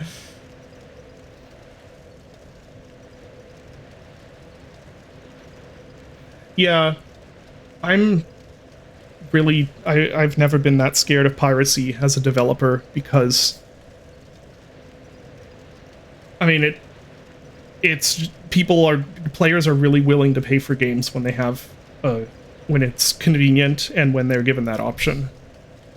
Yeah, or even before Gloomwood came out, there were already like people would link me websites and be like, "Hey, you know, there's like someone's pirating a copy of your game," and it's just like, "Oh yeah, like someone put like a fake Gloomwood app on like a fake website." Yeah, and it's like, yeah, it's just gonna happen. Like, there's no way to get rid of piracy like that. Yeah.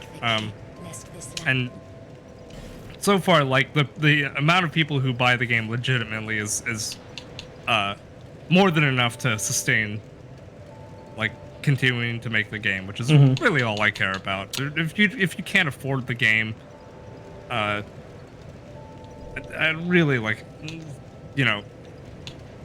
Honestly, piracy is kind of like good in some ways for like trying a game out, just before you put down the money purchase, and then if you end up liking it, you know, then once you make enough money, you go ahead and buy it. Yeah. If you want to see that developer make more games. So I'm gonna level up strength to 13 because then I should be able to two-hand the that other sword. But what else to do? Not this, not this. Adaptability. It doesn't go up. Agility doesn't go up from 22 to 23. No. Dexterity I could take up. These are all even, which is nice. What were you gonna say? Maybe, like, yeah, maybe start getting your vigor up a little bit. More health. Yeah. Yeah, that might... I was... And okay, so this has equipment load as part of it. That's right. Which might be in... Let's see, that barely takes health up. Okay, I'll do vigor. I do want to start getting equipment load up, though, just in case. Just for, like, using better armor. Do I have a thing? No, I don't.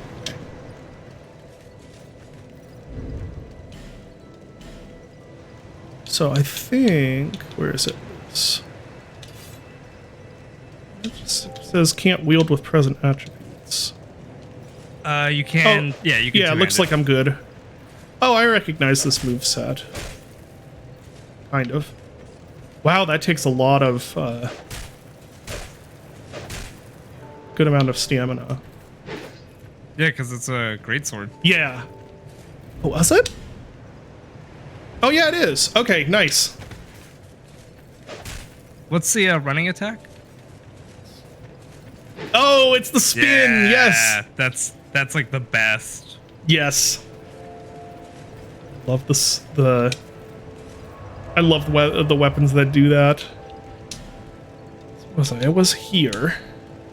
What is bonfire intensity? So that is that burning things in the bonfire? Yeah. Yeah. Okay. Yeah, you can set the new game level of bonfires to a higher level. Oh, that's the bonfire assertics or whatever it's called, right? Yeah. Okay. The aesthetics, yeah. Yeah, I do think that is funny. Like, I'm pretty sure Dark Souls had a thing where, like, if it detected that you were online before the official release date, it put like an invincible enemy in your game. Very funny. Let's see what that does. What is the sword? Is it Elden Ring or Dark Souls? So there's a sword that has this same attack, the same move set where they like point it forward after slashes. There is a sword in Elden Ring that does that, but it's also... Is there a sword in Dark Souls 1 that does that? I'm not entirely sure. So I'm up here. I guess I will go this way. My only bummer about Elden Ring is it doesn't have a sword with the same move set as the Hollow Slayer or Mira sword in this game. Oh, what's that move set? Uh-oh, it's getting dark. You'll see the Mirror greatsword in this game at some point. But, okay, it's just one of my favorite move sets. It's a little dark in here. Might actually bring my torch along. Let's see, where's it going? Yeah, it's got like the poke attack, but it's also got like it just has like a really nice mix of like a bit like the Claymore, but kind of a. I used it a lot in Dark Souls 3 as well. It just has a really nice moveset. Oh, getting into catacombs now. Not catacombs, but like more underground. Is this? I wonder, is this below the water now? I think so. Oh, I like this damage. Yeah, that That's does good damage. pretty good. Old knight armor. This area is very cool so far. That coming down from outside into it being dark like this is really neat. Don't think about the geography. It makes no sense. Okay, fair enough. What happened here?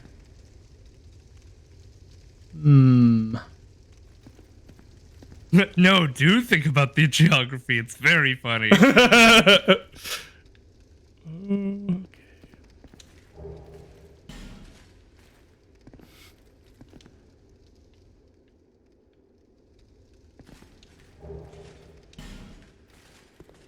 Okay.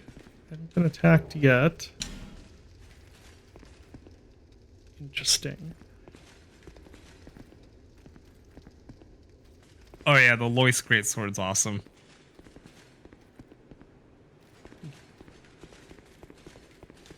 What does the message say? Try tongue butthole. All right. So some things do not die. Yeah.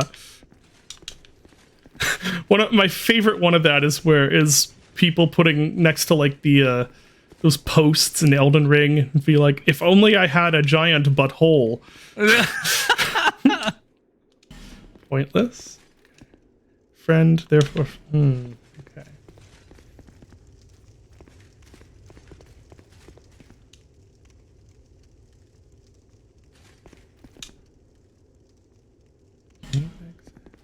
Vision of message, but money bags ahead. What the fuck do even some of these mean? I don't know. Try left.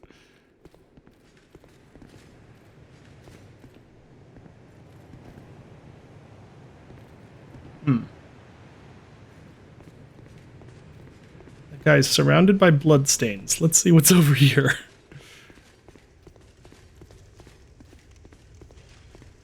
Progress. A giant contraption. Interesting. Don't give up, skeleton.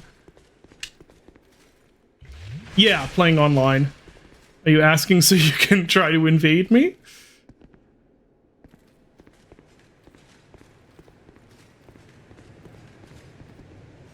Is he actually guarding anything of use? Circle stabbing in the back, okay.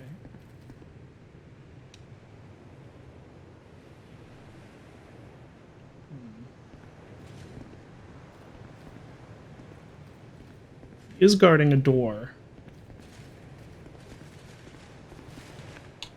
Okay, well, let's see.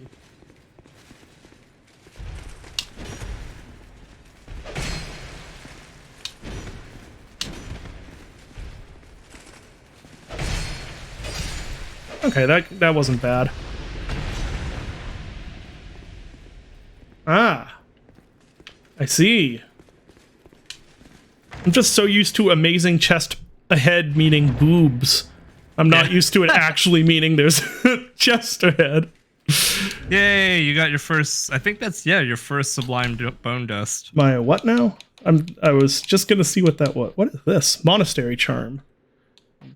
Sublime bone dust. I miss boobs. That is a problem. Skeptic spice. Huh. Oh, I see. Okay. Nice. I will. Is it just per bonfire? No. Okay. No, that enhances your SS flask Okay. in totality. Nice. Florp. Right, don't give up, skeleton. I like the lighting in this area. Oh darn, you started the elevator. I was gonna ask you, do you think this elevator goes up or down? Oh, I was assuming down. I don't know why I thought that, but there's so many elevators in this game where it's like it goes up, it goes down.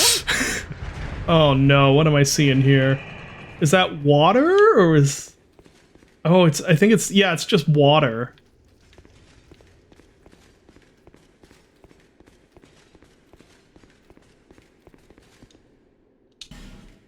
Yeah, they haven't fixed the plumbing from the ocean above.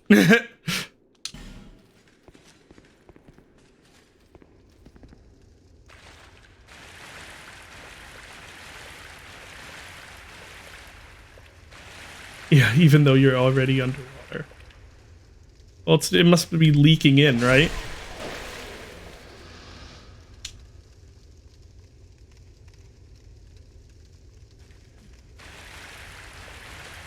Is a message there? Message in a bottle. I guess so.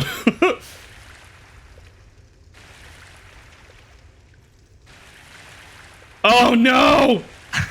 No! Every fucking game. Every game, it's those guys. Alright, how bad are these guys gonna be now?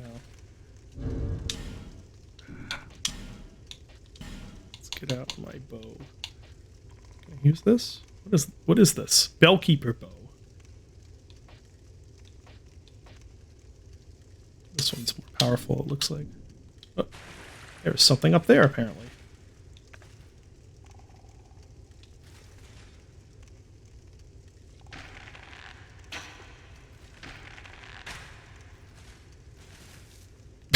That was a bit of a anticlimactic death.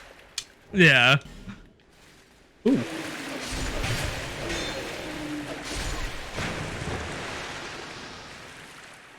Ah, Another one of these statues.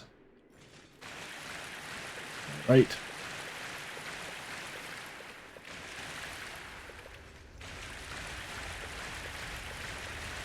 It's dark in here. I kind of wish I... Well, I can't really do much with my torch and the sword. Yeah, that's kind of an interesting element in this game, is that like, oh, you might need a free hand for the torch. Yeah, it is getting dark though. Speaking of things getting dark, who watched the eclipse? It was not over my state. Oh, bummer. I might use one of these. Is there any reason that I shouldn't use these? Like, are they super rare, or am I gonna want them later or something like that? They are rare-ish. Okay. I'll probably just hoof it back, and so I kind of want to have a torch going into here. Just walk forward. Oh, is it gonna light adjust or something? Giant butthole. Oh, I get it. Ah, okay. Now it's getting a bit lighter.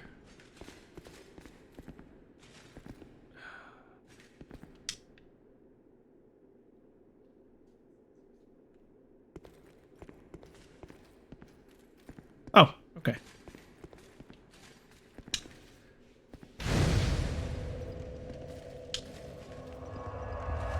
Yeah, we're lucky it wasn't cloudy here, and we were able to see it. It was really cool, but it was like kind of interesting, and then the last 5%, like up to like 95% of the sun being covered, it was like, oh, that's kind of interesting, but whatever. And then that last 5% was incredibly cool. And then it was back to like, oh, okay.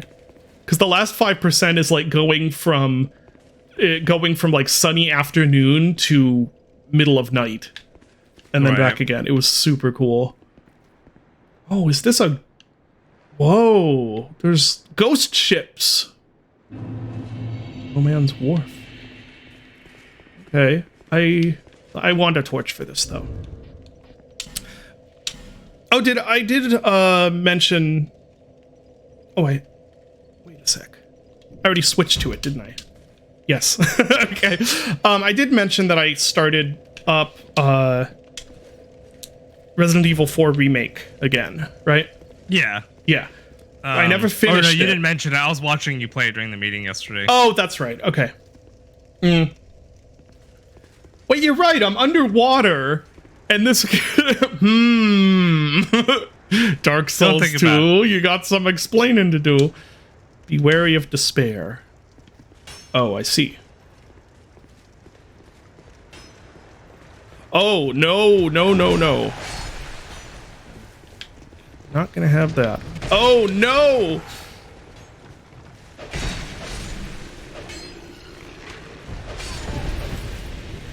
Ah!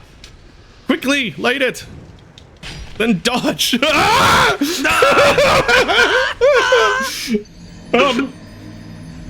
Yeah, because I never finished the Resident Evil 4 remake just because of life happening, and at this point it was like a year since I last played it, so I decided I would just restart it, and I'm gonna try and go through the whole thing now. That game is super good.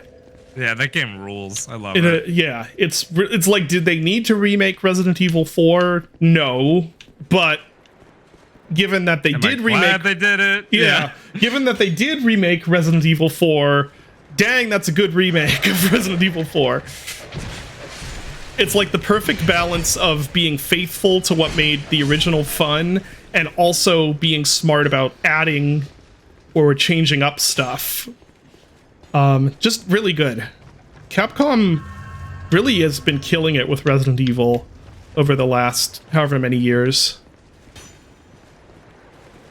Aside from them constantly trying to create, like, live service Resident Evil games, which nobody wants.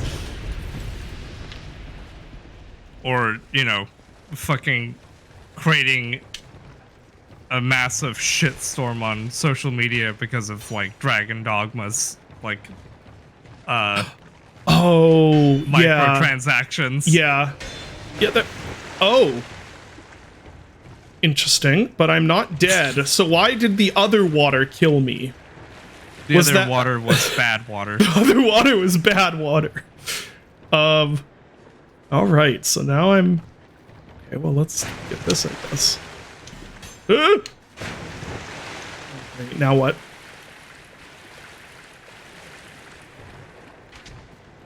You're not a fan of their remake initiative? I mean... It's one of those deals where it's like, you don't need to be doing this, but they're doing it really well, so... I don't know. Like, on the one hand, again, it's like, did Resident Evil 4 need a remake? No. That game holds up beautifully. But the remake that we got from it is... at least is as good just as the original, and is fun to play if you like the original. And yeah, that was really close. This whole area is like a clown car of enemies and projectiles. Yeah.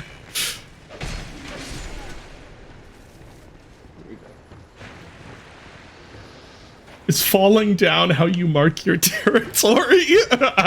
No, I'm just stupid. I just compulsively roll and then fall.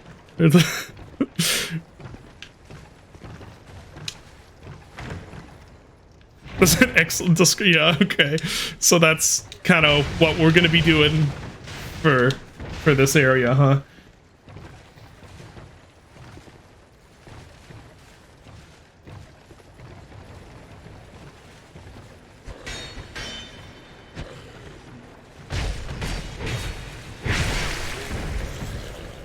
That animation is so fun.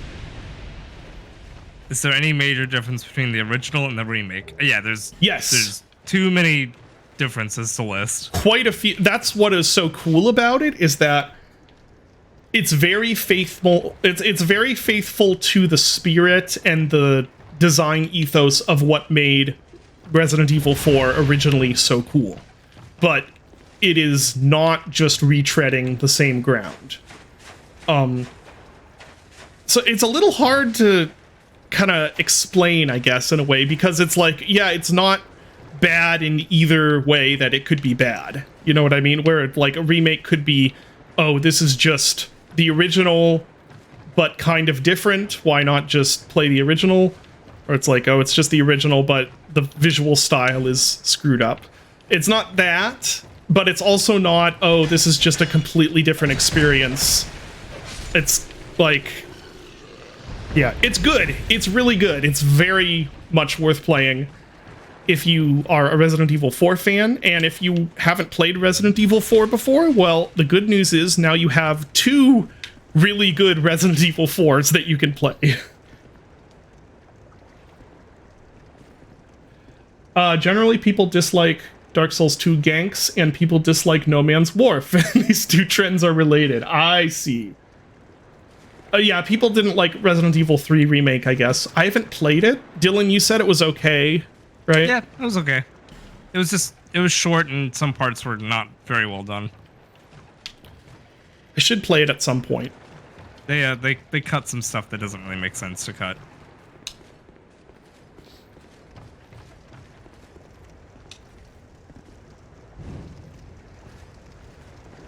It definitely wasn't as good as like RE2 make. Yeah, which that blew me away how good that turned out. Because I didn't think, I thought they were gonna basically make it like action Resident Evil just with the Resident Evil 2 plot, but it turns out no, they're making a proper old school survival horror game that just happens to be behind the shoulder.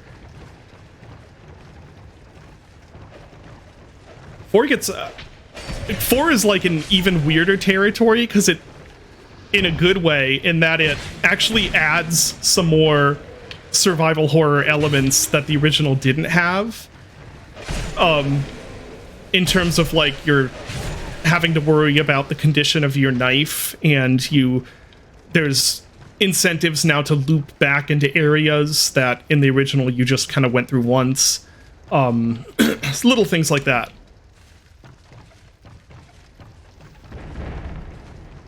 Does it turn into a shooter by the end? That I don't know.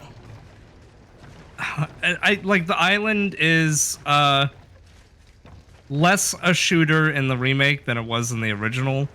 Like the it's The guy just appeared. Sorry, go ahead, Dylan.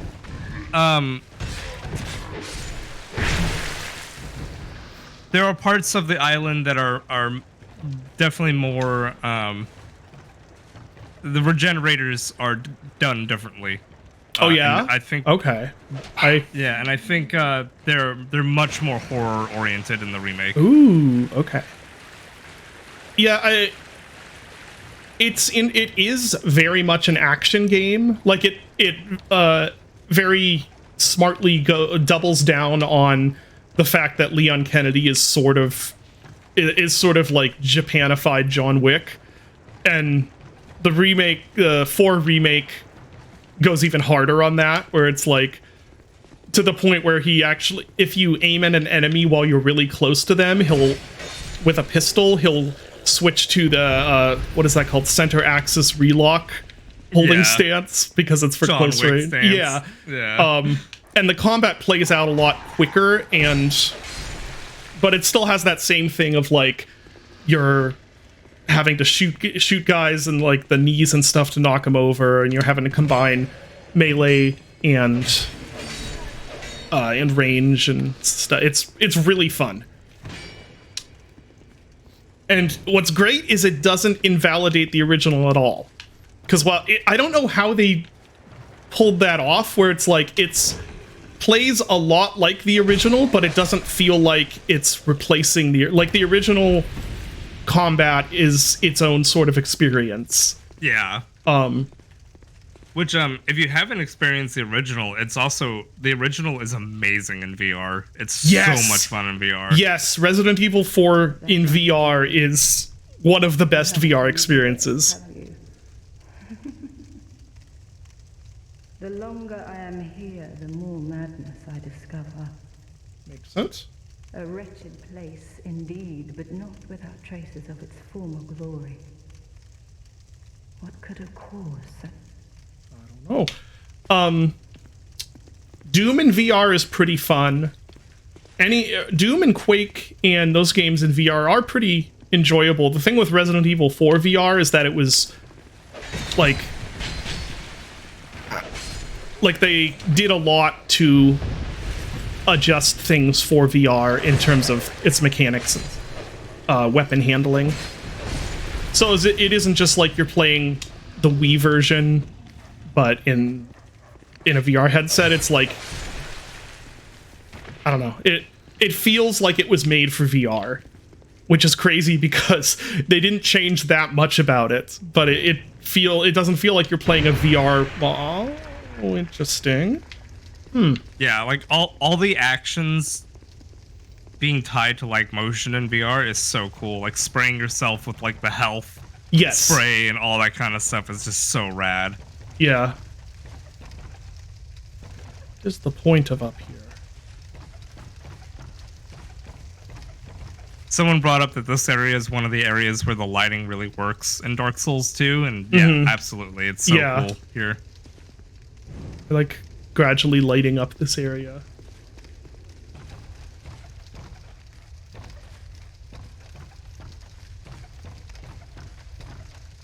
Would you like a RE5 and or R? So I have actually not played either original game.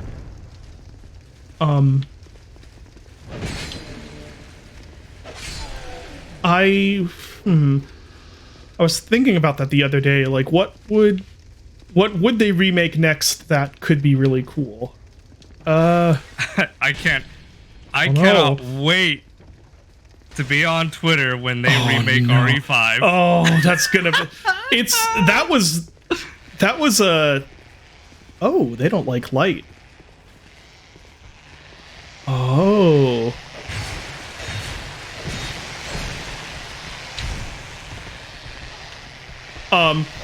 I mean, that was a minefield even back when Resident Evil 5 released. Yeah. And discourse is so much more poisonous now than it was back then. So yeah, that's gonna be amazing. Oh, that's gonna be rough. Oh. Huh. Okay, bye. Emit force. I think that was a oh, jeez. Where did those guys even come from? Oh, I came from over here. Okay. There's a guy there. Let's get betrayed by the plunge attack again.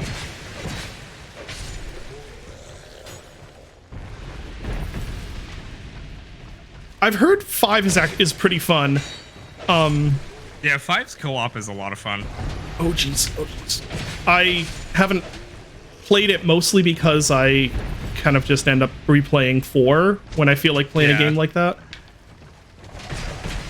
Oh jeez. We're gonna put the torch out for just a sec here. Did RE7 have co-op? Was it? No. I don't think so. Was it ever supposed to? I don't think so. 8 didn't have co-op either. Yeah. Who's shooting at me?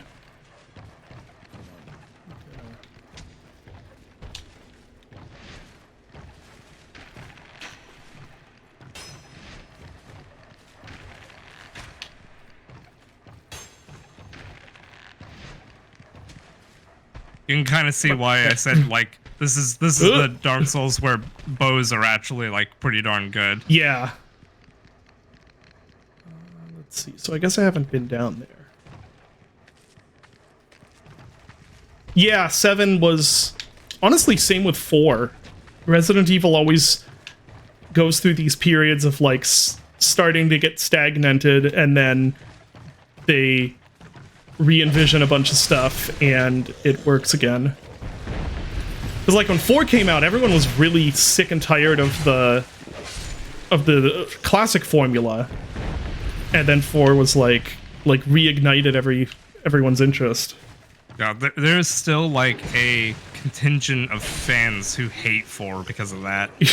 They're like, they ruined Resident Evil. So here's the question: were those?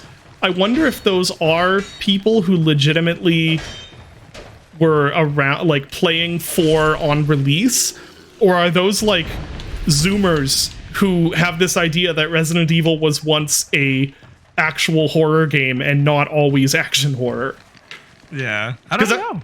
Yeah, because that's the thing is like there's a few points in the series where it's a little more toward horror, but the vast majority of Resident Evil games have always been action horror. Always. Even back with Resident Evil 2, it is much more of an action game than, say, like the remake of 2, for instance. Yeah. You kind of just mow through a lot of zombies in Resident Evil 2, the original one. And like that was the big complaint about Resident Evil 2 is that by the end it really was just like, oh, you know, you're just shooting everything. Yeah, and which you are. Like, there's this weird idea that some people have that at some point Resident Evil was like Amnesia or something, or like Outlast, and that's just never really been the case. It's always been action horror. Visions of Illusion? Oh boy, Silent Hill. Oh, jeez. Oh, yeah, and Resident Evil has also never been particularly serious. Which is probably why... Yeah. It's really powerful. Really powerful, especially against living things. Ah, trap. I knew that was going to happen. Well, I would like to get those souls back.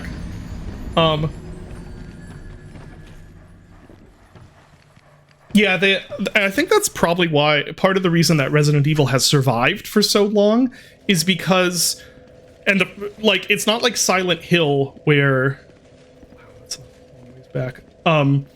It's not like Silent Hill where there's all these really picky. By the way, yeah, burn your bone dust. Oh, good point. Yeah. Cannot burn in this bonfire? Why not? Oh, I guess it has to be in the Majula bonfire. Oh, okay. Interesting. Oh, maybe I should go do that while I'm thinking about it. But yeah, like Silent Hill, like for instance, has always been really picky. It's like this very picky, a little more sophisticated, really specific tone and stuff. Resident Evil has always been like schlock, and for I guess it's I think for that reason it's a little bit easier for that property and that story and stuff to keep changing hands and still work, because if it's too silly, it's like, that's fine. Now Resident Evil has always been a bit silly. If it's too actiony, it's like, well, it kind of still works because Resident Evil has always had a bit of action DNA. You know what I mean? It's you can pull it in a bunch of different directions without it breaking. Wait, no, I'm not leveling up. What am I doing?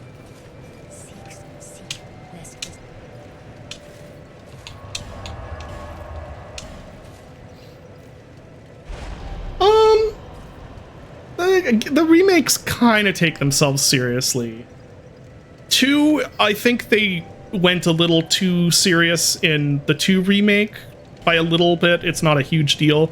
4 is pretty slapstick. It's pretty, yeah, I mean, it's more serious than the original game, but the original game is pretty darn silly. I then actually at the time, that's the other thing, is that playing Resident Evil 4 back a little closer to when it released, it didn't feel overly silly. Even though there's like all the one-liners and stuff happen, it felt pretty gritty and violent. It's just, oh no, I don't want to lose those souls. Okay, let's that guy down. So I think actually the 4 remake actually feels quite a bit like the original game did at the time. That it's like, it's a dark, it's got some moments of humor, but it's also trying to be scary. Oh, what do I think of the Resident Evil movies? They're not good, but I think they're a lot of fun. Hold on. Someone is messaging me. The second one is the second Resident Evil movie is funnier than a lot of comedies. Like, it is so stupid. It is beautiful. It's very dumb. It's really dumb. I mean, they're not good movies, but I think that I think people complain about them a little too much, to be honest, because they're fun, stupid, have some fun action bits. The action scenes are actually filmed very nicely, at least in the ones that I've seen. There's like they're edited really well. They're not overly reliant on crazy editing and shaky cam. It's clear what's going on. They have a nice sense of momentum and to everything. That was almost your life. Yeah. Oh, that worked.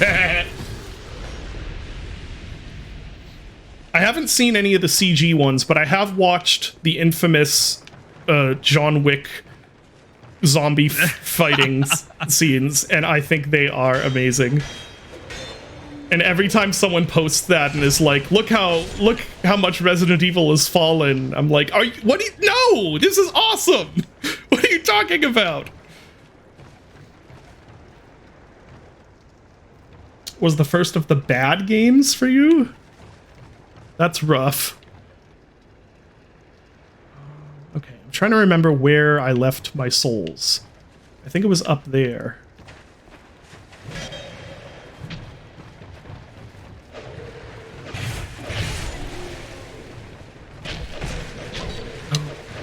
Oh, you're so boned.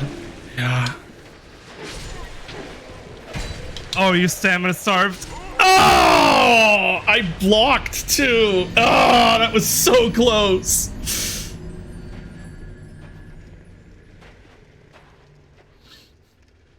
I wonder what... Oh, wow, it's almost 2:30, so this is gonna have to be it, actually. Yeah, this is gonna have to be it, because I need to get going in a few minutes. What was I saying? Oh, I do feel like we're getting to a point where Resident Evil is going to have to do another sort of reinventing itself in the next few games, but I don't know what that would be. Yeah. But I feel like we're getting to that point, so that will be interesting to see what happens. Are you excited for the Silent Hill remake? No. Or Silent Hill 2 remake? No, not in the slightest. Oh boy. No, that will be great if it turns out to be good, but nothing I have seen looks appealing to me in any way of that game. Yeah, Village was RE4. I loved Village. I thought Village was great. But I know some people felt less enamored with Village than with 7, and I think that trend is going to continue for the next few games. That's what I think will happen. We'll see if it actually happens. I unabashedly love 7, but yeah. I also know that it has so many problems with it. I wish I loved 7. Yeah. Someday maybe it'll click for me, but yeah. It's okay. You don't have to appease my love of 7. Yeah. Well, it sucks because in terms of the location and the atmosphere and like what it's shooting for, it should be something that I love. It just stumbles in like these key areas that really get to me. The beginning of 7 is if they combined 8 and 7 together, it would be like my perfect Resident Evil game.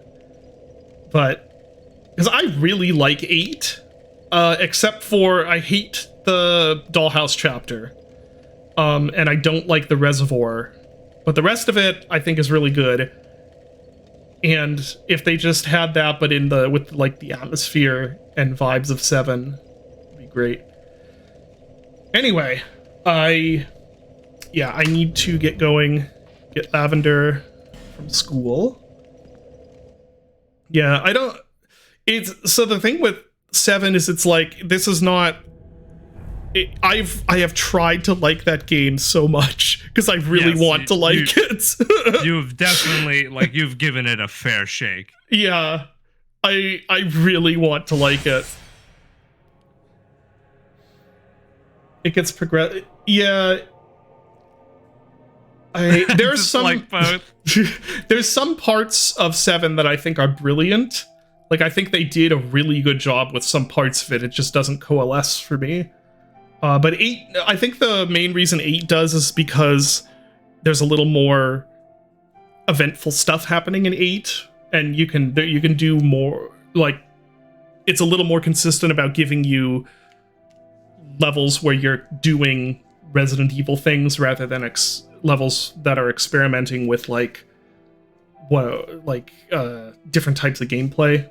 Like for me, most of 7 feels like the Dollhouse chapter in 8.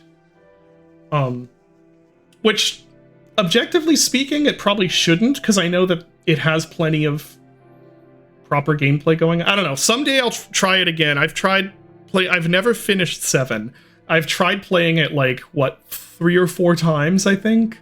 Yeah. And I even had Dylan send me a save that would let me start on Madhouse to see if the ultimate difficulty would help, and then it did in some ways, where it's like the normal gameplay was a lot more fun, but then the bosses were just absolute pain. Yeah, the bosses on Madhouse they're terrible torture. Which is, to be fair, the bosses in the RE2 remake are also terrible. Yeah. Oh god, I did like a 100% run of RE2 remake, and one of those is like you have to beat it with only like 2 saves, and some of those bosses are just like, what is it? It's the crane battle with the crane battle. Fuck that guy. So bad. Oh, fuck him, dude. That's one of the main reasons I haven't replayed that game yet, is because I'm like, oh, but then I'd have to fight the crane boss again. Yeah, fucking god. It's funny as hell. All right, I'm gonna head out. Thank you everybody for coming to the stream as usual. Thank you, Dylan, for joining me on the stream, and I will see everybody next time. Bye. All right.